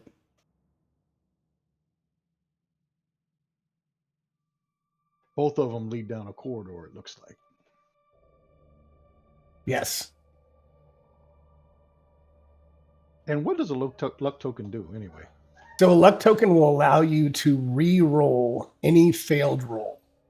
So literally, you don't have to call it in advance. If you fail whatever roll, you can immediately re-roll it. And you can give your luck token to someone else if they really need it or you desire. All right. Luck tokens are life. Yep. Especially for spellcasters, because if you fail a spellcasting roll, you lose the spell for the day. Yep, that's right. Are you also going to allow us to force like creatures to reroll with those? No, I don't think. I mean, it'd be interesting. I'd have to look at Typically that. I wouldn't. Yeah. I just wanted to clarify. Yeah. It's fair question. All right, Duke's off. You are up. He will come down and smile as he sees that someone's tossed something into the bowl, and I guess step here and hold the light out for whoever next wants to go on in. I guess I'll step 1 forward so it lights a little bit more casting,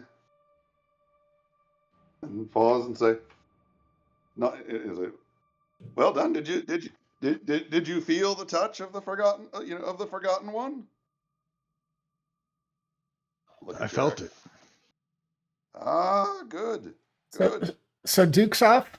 If you look closely to the southwest, and you might need to drill into your map just a bit, you might notice something on the floor. I can describe it if you don't see it. I can describe it if you don't. Voluntarily take a step forward towards it, since I don't. Oh, never mind. I will not take a step forward towards that. You're welcome to share or not, but We be cautious. I see more of those big footprints in this corridor to the south. Another one of those beasts may be about. We'll take a step forward so I can see this wall. Do there appear to be any like gore marks or? Well, they're facing the other direction. It looks like it's going from right to left. So out of character game just for a second. Almost anything you see on the map that's not black and white, I've done myself.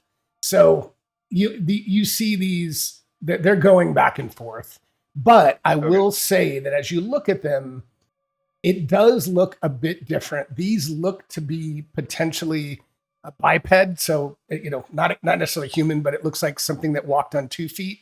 Whereas the others literally looked like the statue of the bull. You could definitely tell they were 4 feet. They were more of an animal. This looked like it was walking on 2 feet up and down the corridor. More like the beast we saw a statue of when we first came in. Yes.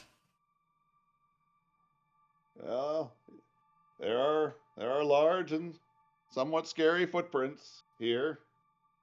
Beware to the left. I think, speaking Thanian, it's fair to say that I know what a Minotaur is, or from Legends. Yeah, absolutely. Yeah. So it may well be that the name of this place is more than just symbolic. The Minotaur at the statue we saw at the front may be matched by a living beast. All right, so I think you've probably done most of what you can, unless there's anything else. Gotta click pass. Oh, good. It's all good. So Jordan wants to see if he can feel this blessing. So he's going to drop an iron spike into the bowl. You drop an iron spike in, and nothing happens. Guess it wasn't valuable enough. Oh well. Duxoff will look back over towards you. From the mural, I'm guessing food or coin. Neither of which he's willing to give up at the moment. So he's just gonna go follow. Sounds good.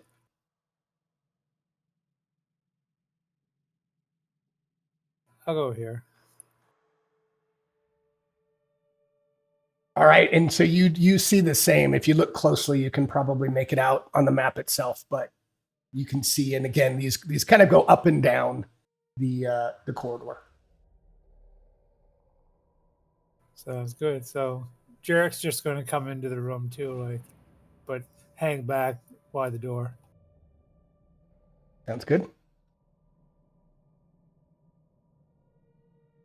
Martin's just going to follow. I do.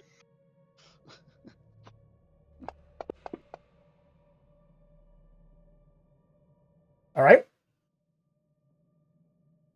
Dukesoff, you are up again. All right. I'm going to go and kind of hold my lantern out over, and peer around the corner. Yep. I'm just going to move here for light projection. Sure. The corridor continues and bends off to the right. And do the same. Yep. Here. And then, I'm going to put myself on the same square just because that works best for the light. Sure. So, which way do you want to go? I am a bit nervous about following these It's weird though. Where do they come from? They just start here. You kind of see them. You kind of see them throughout. I've not put them on all of them, but you see them even to the north as well. So I don't want to give you the impression. One of those things that now, having seen it, we suddenly realize, wait, that's what these scuff marks we've been seeing are. Yeah, it's really mainly in these, but you mainly see them in the upper hallway and just this area you're going into. Definitely seems to have many of these tracks. Well, you could point them out and say it seems to be something that might be patrolling about. All right. Actually, I'll go. I'll step one farther here just to give light down the hallway. Sure. Has my light gotten less distance on it? No, it's a lantern that should give you a total of 60 feet. 60 feet. Yeah, I think did a nice. You got a nice fade effect for the edging. Yeah, and I don't necessarily. It's probably not completely rules as written, but yeah, but it still gives you 60. I would say, rules as written. It ends. It's a knife edge. I like the shading. It's cool. Cool. All right. And Jordan is welcome. And that's mainly because they didn't want rules for light and partial light. No, I get it. Simplification. Yeah, fair enough. All right. Anything else there, or should we go to Jordan? Yep. Did I not pass? I didn't pass again. It's all right. Next time you're going to be a pro. It's all good. Yep. All right. So he's gonna, like, now that that's lit up, he's gonna go down a ways there, looking at the floor and the walls as he goes. Okay. So as you're just gonna go to here. Yeah, sure. So as you're going throughout here, obviously you see the hoof prints, and you start to see it's a little faint, but you see just a bit of sand. Particularly, it gets just a little bit more in volume as you head towards the west. And it's not like completely noticeable, but you do see a bit of sand that you're starting to see as you move up the corridor. Do the footprints like go into the sand? No, it just looks like the footprints look more like they're just up and down the corridors. Just imagine like pacing up and down a hallway. That's really what they look like. Gotcha. Okay, so I'm just going to stay there, and if anything comes around the corner that looks threatening, I will attack it. If it comes to me, obviously, since I already did my move. Yeah, sounds good. All right, Jarek. Oh, that's right. You got them both. So. Okay, since everybody's going to the south, I'll go down there as well. But I'm not going to go as close as the dwarf, obviously. Sure.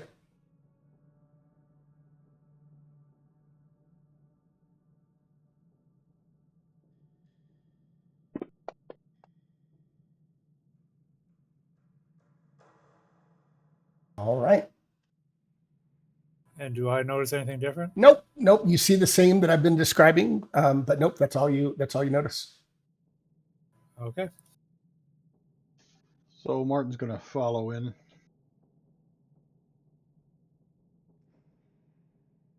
I'm toggling back and forth so I can see the player view. I hope that's not too distracting, but it helps me know what they can see. Do the same that he's always been doing, cautiously looking around. Sure.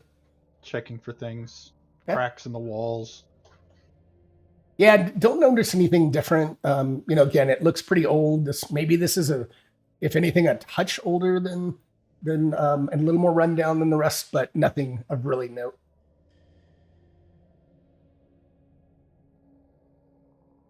All right, Duke's off.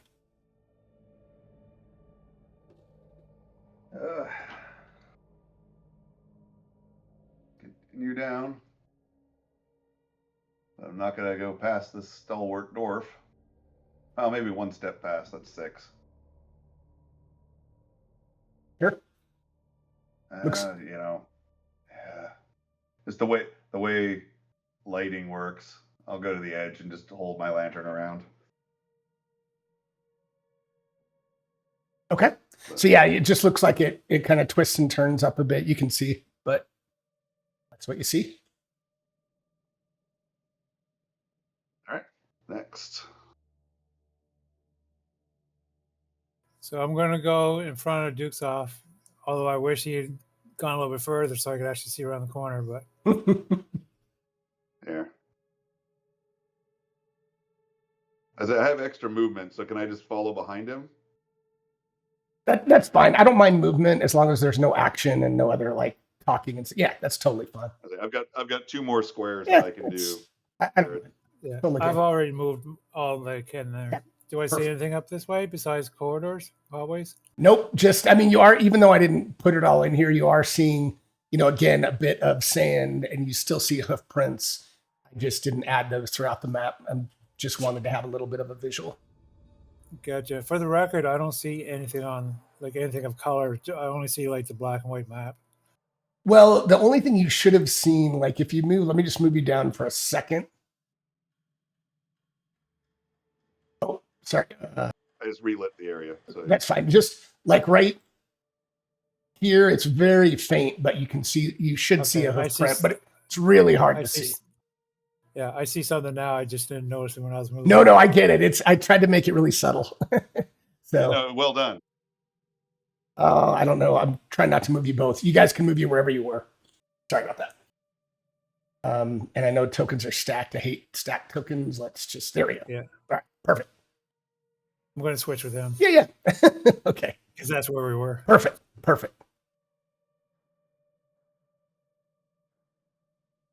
All right, Jarek. Okay, gonna follow the group, follow the leaders. And that's as far as he can go. So he didn't notice anything different, right? Nope. Nope, he didn't.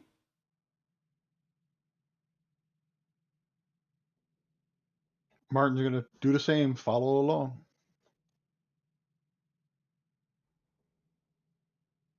All right.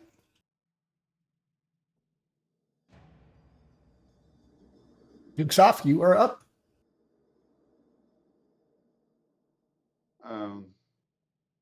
So I'm essentially just going to clip to the back of Jorben for right now.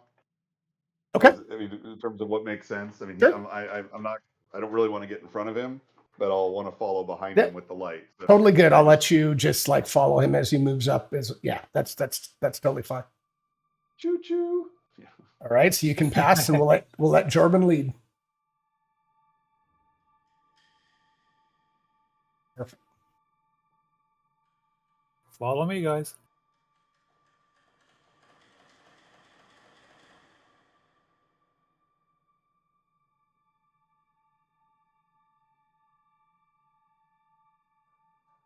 All right. So you see a quarter obviously to the left and to the west and the north. Somebody said earlier about their mother always told them to go left or something like that. So I'm going to take my last step in to the left here. That's good. And keep in mind, if you want to double move, you have. You can, yeah. You can. If you could Yep. use your Yeah. action for a second move. Yeah, that's true. But then if something comes around, I won't be able to attack it. True. So looking to the north here, I see a little bit of smudging. Is that deeper sand? Yeah, it's just getting a little bit thicker in terms of this. You saw it before, but just a little more noticeable now as you look up north. Okay. I guess I'm going to like just continue down here. Like I'll use up Yeah. my action for moving. That's good. So as you get towards the end, in that upper corner, it is obviously a dead end. But what you see in the corner are kind of clusters of these like relatively small size terracotta jars. And 1 second, you see 3 terracotta jars in the corner, not quite what you saw before. And 1 second. So Martin, I got that. No problem. I think we might, no problem at all. Thank you for the quick note. So all good. All right. I apologize, guys. no, I'll be don't back worry. next week. Yeah, Go ahead totally and feel good. free to let them in. Sounds But good. I'll be here next week. No problem. Good luck. Thank you. Thanks. See you guys. Yeah. All right. Take care. So sorry, he had to run a little emergency. But yeah, so you see these. I'll take Martin over since Yeah. Jorben's already got. Or Jared's If you already guys- got Jorben. If you guys are okay with that, well, we'll play for another, say, half hour or so. But I'm fine with that if you guys are. If you're okay with it. Or you could take a pre-gen too. No, let's keep. I'd rather just keep the whole party if that's okay. I mean, hopefully we don't kill them off. So we'll see. All right. So yeah, that's all you see now, and I guess that is your movement. But let's see. It looks like most of the jars are smashed, and kind of like on the ground around these jars, you see a handful of gold. You can't quite tell how much yet. And then you also see a very small, kind of like pinky-sized human doll of colored thread that's on the ground as well. So I know you've kind of used your movement, but that's or your action by moving all up there, but that's what you see. Sounds good. Does that have any religious significance? That it's like. We can, when it gets to your turn, you can kind of look at it and see if you can figure it out. Okay. All right. Okay, I'm going to go further in to see what's going on. That's good. Well, as far as I can go, anyways.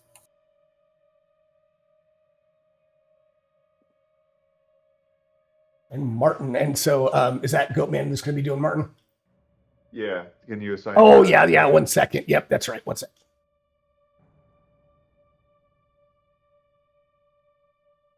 Just a second to clear him out, and then you can grab him.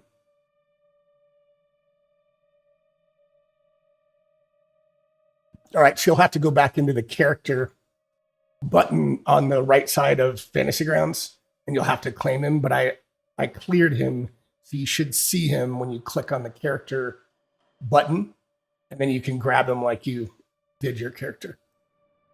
God, where are you, Martin Rast? There you go. Perfect. Cool.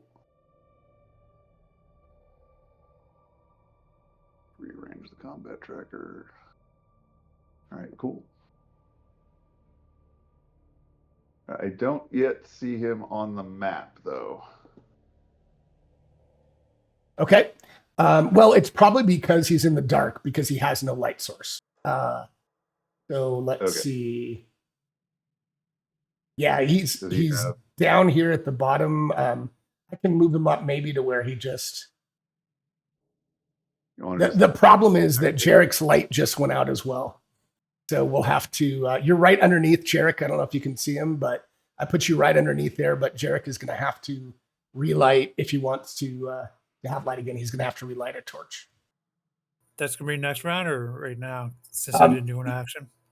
If you didn't do an action, or double move, I'll let you do it now. That's fine. No, I just moved like the normal space. Perfect. And how did we get Dukes off? How did you go off the map? I don't know if I did that, but I don't know. I was just noticing I'm suddenly in a weird situation. Okay. I don't. There we go. Yeah, I'm not sure. You shouldn't have been able to, but anyway. Okay. Yeah. So Martin has a torch. You want to just go ahead and light that? I think Jarek lighting another one. Is that what you said, Jarek? And I can put that back on you if you're going to light one. Yep. All right. Okay. Let me do that. So can you move Martin up to us? I think we were all kind of choo-choo training. Martin's right behind Jarek, so let me get this on for a second.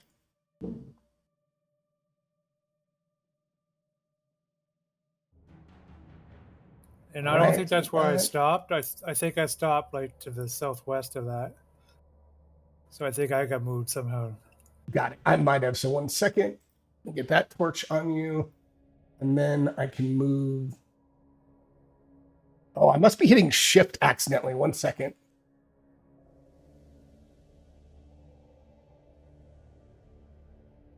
All right. Is that where? Okay, I'll let you guys. Okay, perfect. Perfect. Wherever you were is fine. I think I was accidentally, because I shift is push to talk. I think that was grabbing all the tokens. So, all right. So let me move back down. I think it was Martin's turn. I just wanted to put the light source on Jarek. Let me do one other thing and make sure the lights are all good. I think we are. And yeah, I think we're good. All right, so Martin, you can do what you want. I think you can see. Yeah, it looks like you can see. Yeah, I still don't have visibility to Martin's token. Oh, you don't. Shoot. And I need to do something up on the. Hold on 1 second. Let me do one other thing. Give me a second. Oh no. No, I know. I'm trying to like redo this, and this might be what it takes to. Now, can you try? No, should I close and reopen the map? No, you shouldn't have to, but you don't. So tell me what you can see, Martin, but you can't grab him. No, all I can see, I've got a green circle around Dukes off, and I see Jorben in front of me, and 1, 2, 3, 4, 5 squares of corridor to my right, and then everything else is black. Okay, so can you, if you scroll back out and can you click? Let's see, Martin. I'm trying to Oh, I think. see. Very. You might have to actually. Have you opened Martin? Like, and then if you double click on it on the, once you open your character sheet, can you double click on your portrait? I have the character sheet open. I had not double clicked on the portrait. I think if did that. does that show up, Martin, or no? No. Do you remember Is there Nightmare? something in Is the that upper left, there's the images. Do I need to do something up there? I'm trying to remember. Nightmare, do you remember? Because he should be. I'm not sure about like how he sees it. Like Okay. maybe he has to unclick on his own token so he sees the whole map. But to move or anything like that, he's going to have to click on the token. You were brilliant. Yep. As soon as I clicked on myself, the green circle went away, and now Okay. I can see Martin. Great. Awesome. Awesome. And it was a white circle around him. So. Yeah, and you might have to click on him to move. There you go. Hey guys, give me 1 second. I got to ban somebody in chat. 1 second. Somebody being naughty? Yep.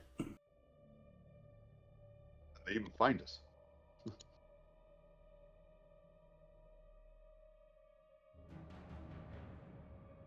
Sorry about that, guys. Yeah, just somebody's trying to drop a link to whatever. Anyway, yeah, I don't know how they find me. It's like I've got 2 legitimate viewers, and I've had it happen a few times now. How the heck do they find my small stream? But all good. All right. So, Martin, you moved up, and is there anything else you can or want to do before you pass?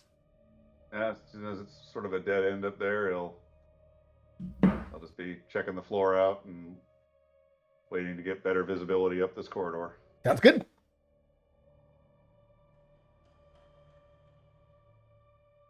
Banhammer. So yeah, so step forward, up, look at these. So you see a couple of gold pieces on the ground. So now that you're like in that square, you see these jars and broken jars, and you see this, like I said, this doll. It doesn't really remind you of anything that you can think of, but it does have. It just looks like a human, it's like a little fetish figure, maybe. Yeah, something like that. Does it take a gear slot? No, I'll just say that it's the gold pieces are just gold, and then the human doll thing. I just say it was like I'll collect the coins and sort of tip over the other jars, see if there's more coins and such in them. Because you said some were broken, some were intact. Yep, that's right. So yeah, so I'll just sort of empty out the other jars and collect the coins. Okay.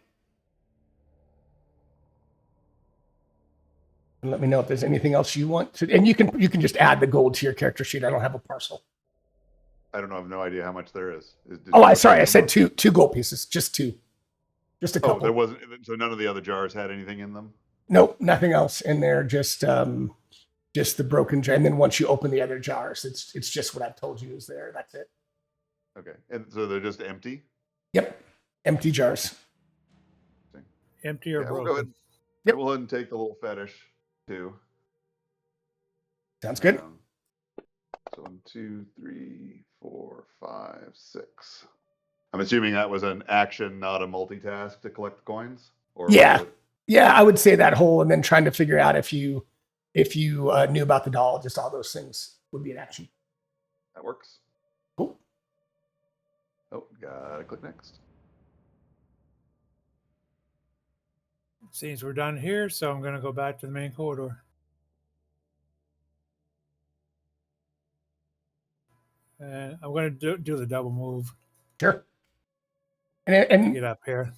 And as you move up there again, you start seeing the sand. You also start, hearing just a little bit of a rustling, almost like it sounds like a little bit of a wind as you come up to the square you're in, and it's coming from like the northwest. You think just a bit. Okay, then I'm going to go.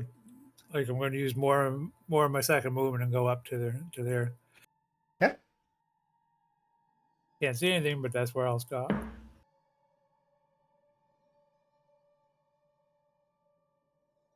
All right. And Jarek will come a little bit more around here to see what's going on. Cool. And Jarek, you obviously noticed the same that I had mentioned. You kind of sense a bit, and actually, Jordan, you almost feel a little bit now of the wind coming from the west. And Jarek, you can just kind of hear a slight rustling, and you obviously starting to see more sand on the floor as you look ahead of you. Okay, I'm going to take one more step. I like to finish off my movement and help a little bit with the light. Sounds good.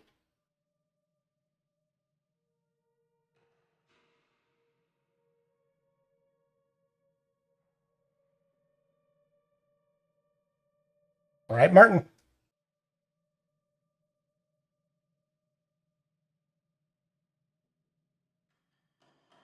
I don't know if you're talking or if you're just thinking. Oh, sorry. That's all good. I somehow made my map disappear. Oh, okay. You can always look in on the right-hand rail. You can click on images. And you should see the Lost Citadel map. That should be shared with you, and you can click on that. Lost. Or it might just say unidentified, but I'll name it. It should say Citadel now.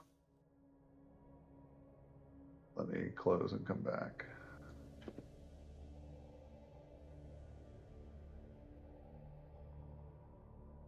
And I can reshare it too. Just if you don't have it, let me know, and I can just reshare it in a second. Just tell me. It's chaos. Yeah, I don't.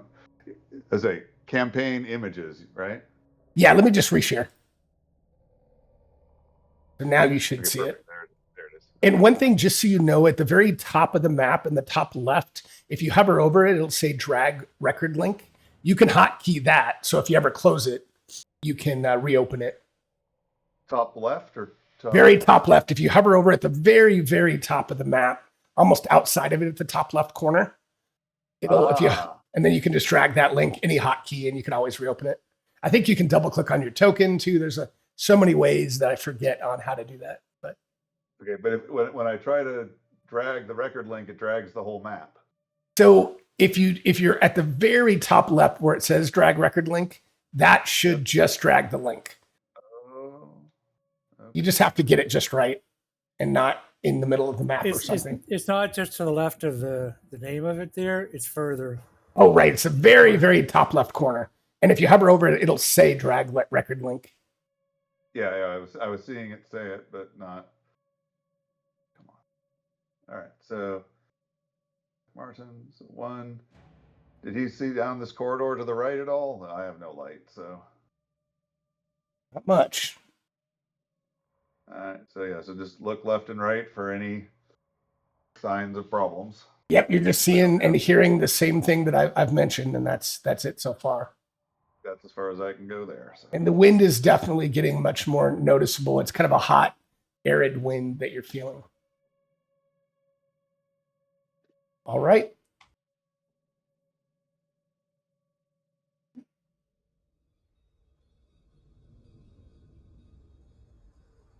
Duke's off. All right. Now I got unselect Martin. I'm kind of catching up on some of my random encounter rolls. I think I've done pretty well. 3, 4, 5. Nothing yet. Wow. 6, 7, 8, 9, 10. All right. So you're definitely Duke's off feeling the wind, and it's feeling like you can definitely feel the little bit of the heat of the wind as you're moving up there. 12 is where I am there, and I'll just sort of hold the lantern out over to the out as people come past me. And so as you do that, I mean, as you kind of peek around the corner, you can tell that you have found literally an exit. It's kind of an open tunnel that leads outside, and it leads from outside into the labyrinth. So into the into this area you're in. So it looks like it's literally an exit to outside. Okay, well that's always good to know. Yep. Looks like there might be a way out here, fellas, but not really what we're looking for at this moment. And I put that. I'll go over with him there and check out this exit here. So when we came in to the Citadel, Mhm. were we in like a hot, sandy, dry type of environment? Yeah, Or- it was like outside is kind of an arid scrubland around the Citadel. This feels like it's more of a like a tunnel that would then kind of come out the other side. But I will tell you that it's basically a tunnel in, maybe not necessarily a secret entrance, but it's maybe a side entrance to this Okay, area. It's not like we came in lush jungle Nope. and are now feeling desert. Nope. Nope. It was an feels arid. Yeah, it feels very similar to where you came in. It's just more of a tunnel before you get fully outside. Perfect. But that's definitely why the wind, you're feeling the wind and more sand coming in from the outside. Any So footsteps, any hoof prints in this part of where we are? I mean, this whole area, it seems like there are hoof prints kind of everywhere, like patrolling up and down throughout this entire section so far. Okay. Even out towards here where the exit is. Not outside, but it's certainly even up to the top there, but it doesn't seem like it goes past the area that you see in front of you. Okay. Sorry, So Nightmare, I'm what were you gonna- gonna? Yeah, go ahead. No problem. I'm going to step outside here just to make sure there's nothing out there. Sure. So you step out there and like, no, it just, the tunnel, it's kind of a short tunnel that leads outside, but then you can see it's into the desert like scrubland area. So it just looks like it's around maybe to the west of where you came in. And that's what you see. Okay. I'm going to use the rest of my movement to go back to Sure. where I was. Okay.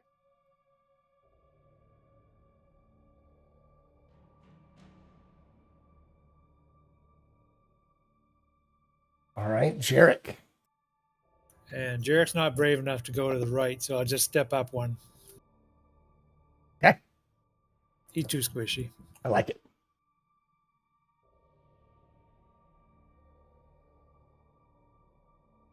Martin.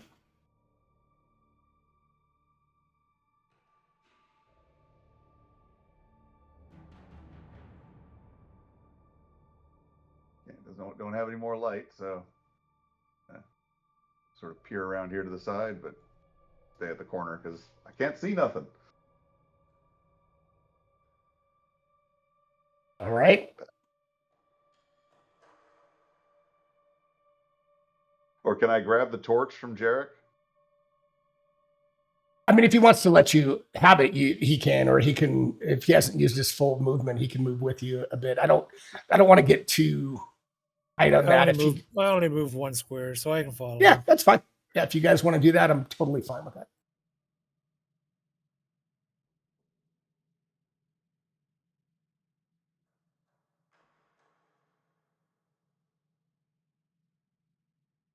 All right, and then I think that's from a cautious perspective. We'll take the torch and just hold it out and glance down the two corridors, but not really step out. Sure.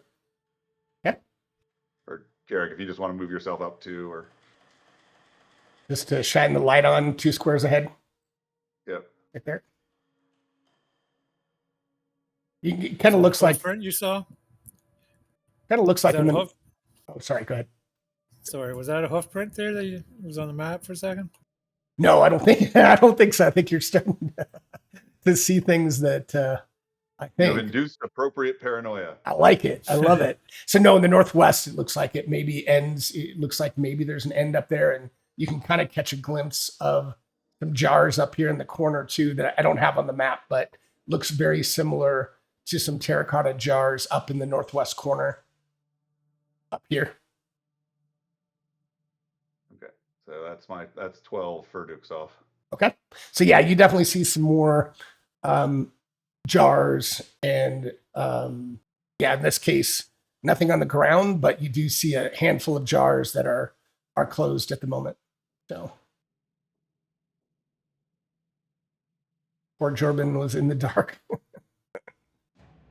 All right. But he could see where the light was. So Okay, good. All right. All right.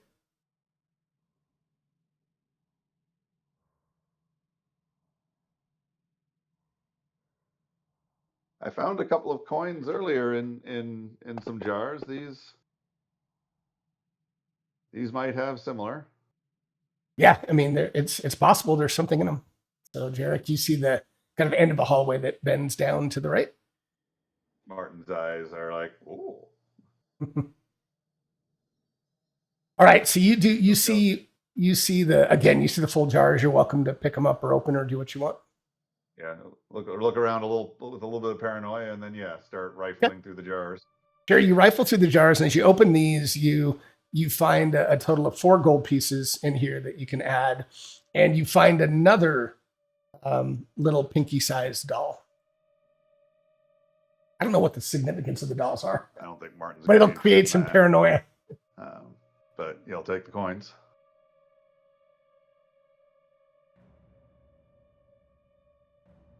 All right. And I think that's all his movement. That was an action. And then end.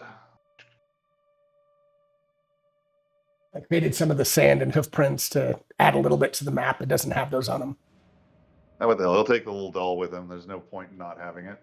Who knows? Sure. It might be something. So Duke's off.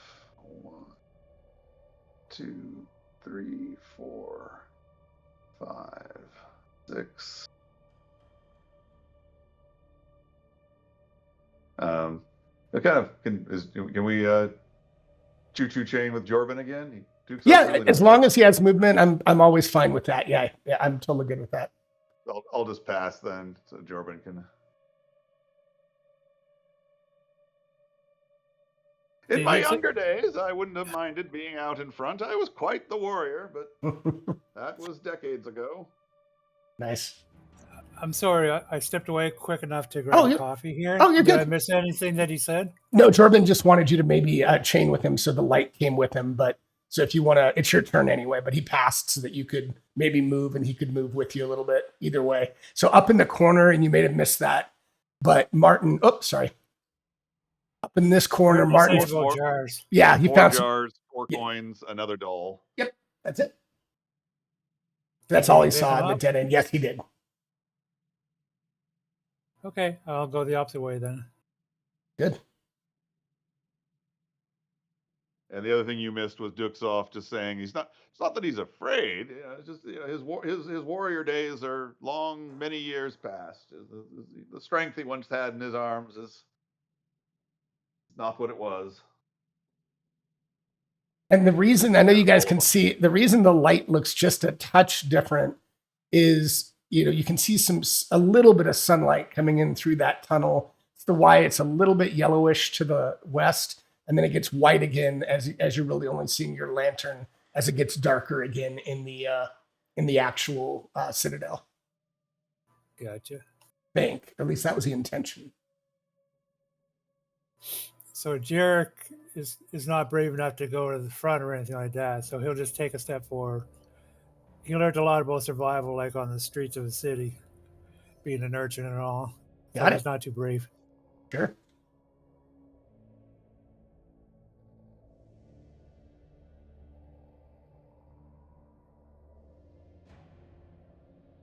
Oh, Martin, sorry.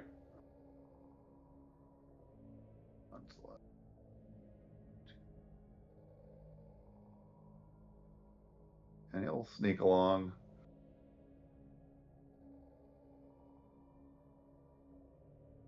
Trying to keep an eye for any kind of issues or problems. Okay. And that's that's all that's all the movement that Duxoff still had left, and Martin's not going to head into the darkness. Okay.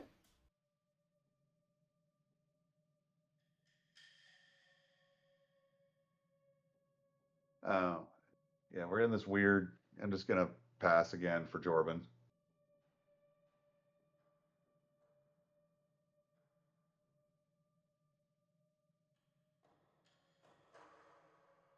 That was like a full move and then one more square. He'll just stay there. Okay.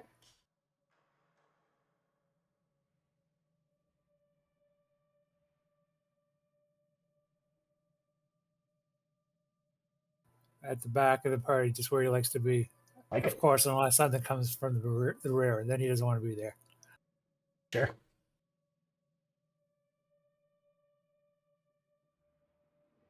So for now, can we just go into Jorban? Yeah, Jordan can move, and since Oh, you can wait, pass. and Yeah. that's fine. And then Jordan can move with the light. Sure. And we'll be in the order of Jorban, Dukesoff, Martin, Jarek, unless Jarek and Martin want to switch.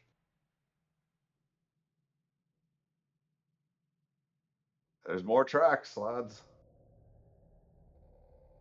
And they're going both ways.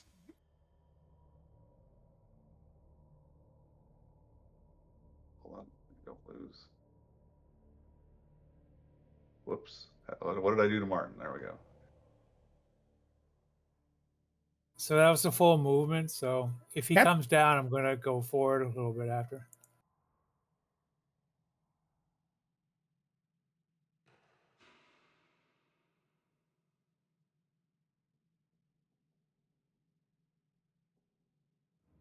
So that looks like it's just going to hook up to where we've been. So, but I'm going to go forward just to see, because it looks like a corridor going Sure. south too. Yeah, it looks familiar. At least it looks like, yes, you're starting to come back to where you were, you think, at least where you initially came in after you met Giuseppe and opened that door. Gotcha. Feels I've familiar. got one square. I've got one square movement left, so I'm just going to go one south. Sure. Okay.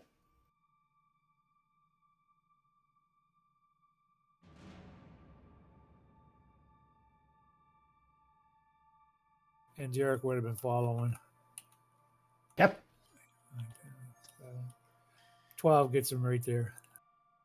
Yeah, so you definitely feel like you're coming back to connect with where you've been before.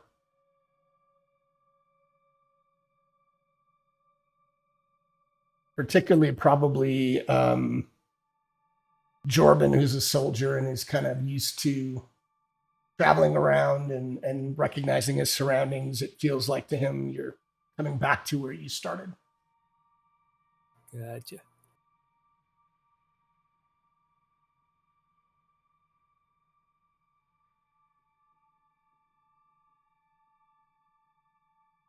So we go to the north there, boys.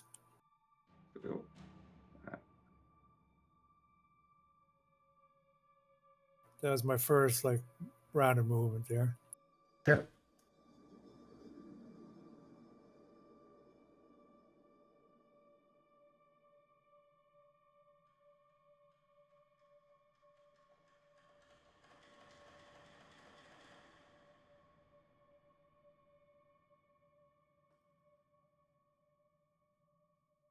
Does it look like my lantern's starting to get low?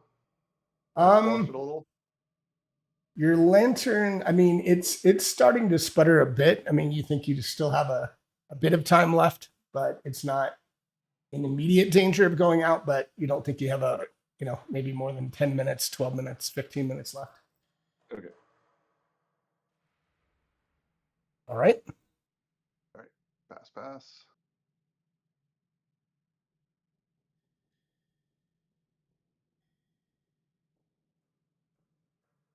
All right. So there? up in there again, you see just a couple of jars in this case, but you do see a couple of jars in that last square at the top.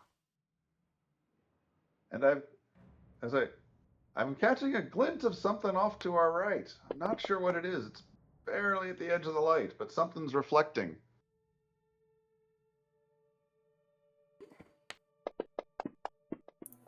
I'm going to check to see what's in these jars. Sure, you open it and you see you find 3 gold pieces. No more little dolls. Doll. Okay. Well, I'm just going to take the gold. Okay. Sounds good. You're the head of this train. So we're going to advance just for the turn? Well, Yeah. Yeah.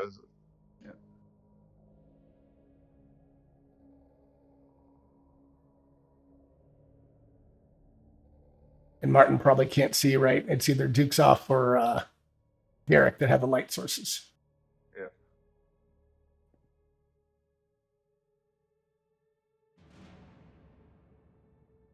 Very cautiously, not stepping all the way out, just seeing if he can.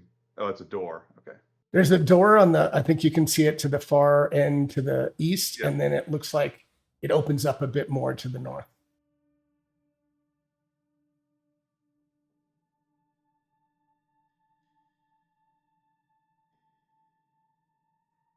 All right, let's make sure I can see. So, oh, Jordan can. Oh, yeah, he can see a little bit in there.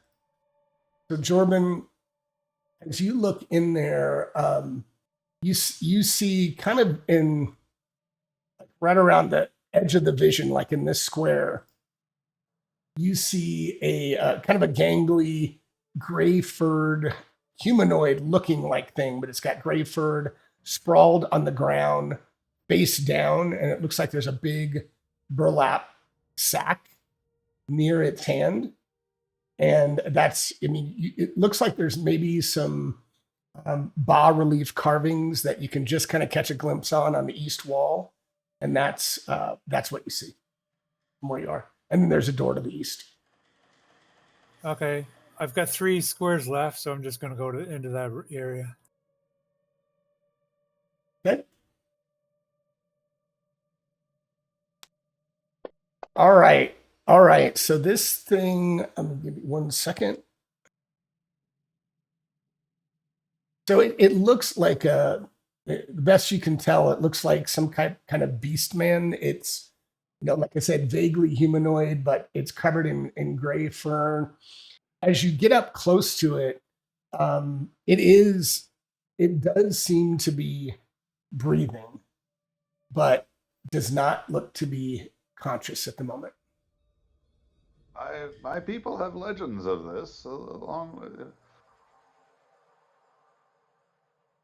Wait, can you point out what square it's in? Yeah, sorry, I should probably put it in here 1 second. But just like right in the square right ahead of you.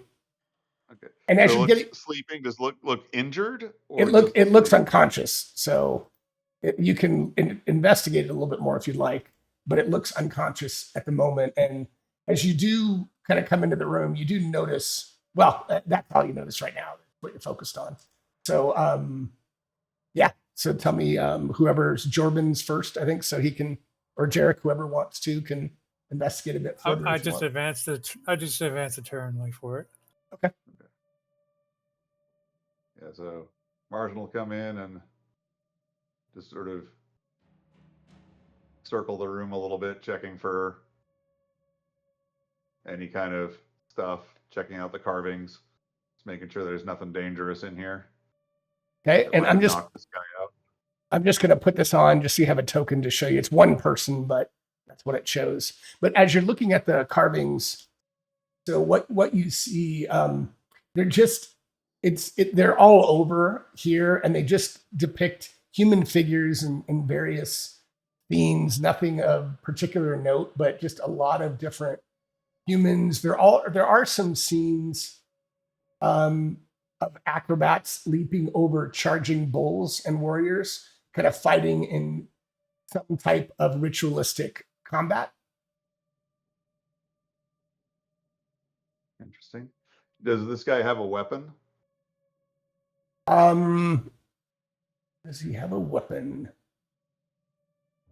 It looks like in addition to the sack it looks like he does have a spear that's kind of in his hand, but it's kind of, obviously he looks like he's unconscious, so he's loosely grasping just outside of his hands.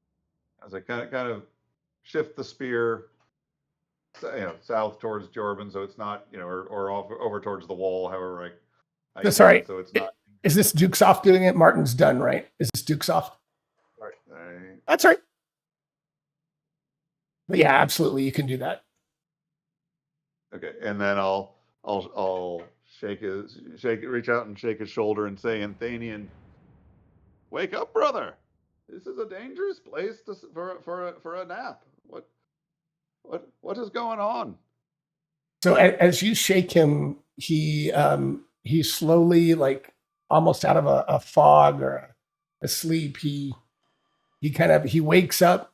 He puts one hand on his head, which now that he like lifts up a bit, you can see the back of his head looks like it's kind of bloodied, like, you know, maybe he hit his head.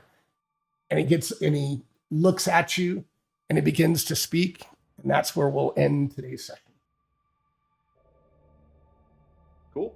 So yeah, I think it'd be a good one before we get Sounds two of the other folks back in. But thanks, guys. That was fun. I know we didn't get any real combat. A lot of I can't tell you how many random encounters I rolled that did not result in an encounter, but we'll see. No encounters means more life. I know.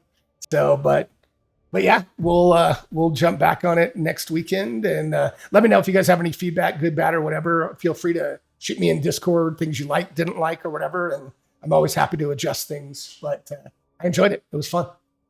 Yeah, it was good. It was good tension. I think what we sort of ended up with in terms of the chaining behind Jorben from a light perspective. I think the joggling of the light was weird, but I think that we kind of figured out a way to make that run smoother. Yeah, I think that was a good idea. But other than that, it's just, for me, it was just getting familiar with Fantasy Grounds. So no, you did great. So that's awesome. One thing I didn't mention, I don't think it's going to come up much, but if you look at the hold on, I'm going to stop the light so it doesn't keep running while we're done. But if you look at the top right under tools, there is a little like a button for a safety toolkit. I'm not too worried about this. I don't think we're going to run into much, but if you guys ever do, if there is ever something that, you know, in the game that you don't like or whatever, you can use the X cards and anonymously just tell me, hey, stop what you're doing. So if you guys ever do have any issues, just let me know. I'm happy to adjust on the fly too. So awesome. Well, I hope you guys have the great rest of the holiday weekend, and really look forward to next week. Yeah, definitely. Sounds good. Same to you. All right, guys. Thanks. Talk soon. I'm going to say goodbye to the stream, but we can shut it down. All right, guys. Take care, everybody. Thanks. Yeah, have a great thanks day. for watching. Happy Memorial Day weekend. Yeah, thanks. You too. But I hope you guys enjoyed this. I'm hoping I can grab the video off of Twitch since I screwed up and did not record properly on OBS, but I had a blast. I think Fantasy Grounds is awesome. The light timer seemed to work well. I had to just turn off the torches a little bit, but now I think I've got that in a good spot. So I did roll quite a few random encounters.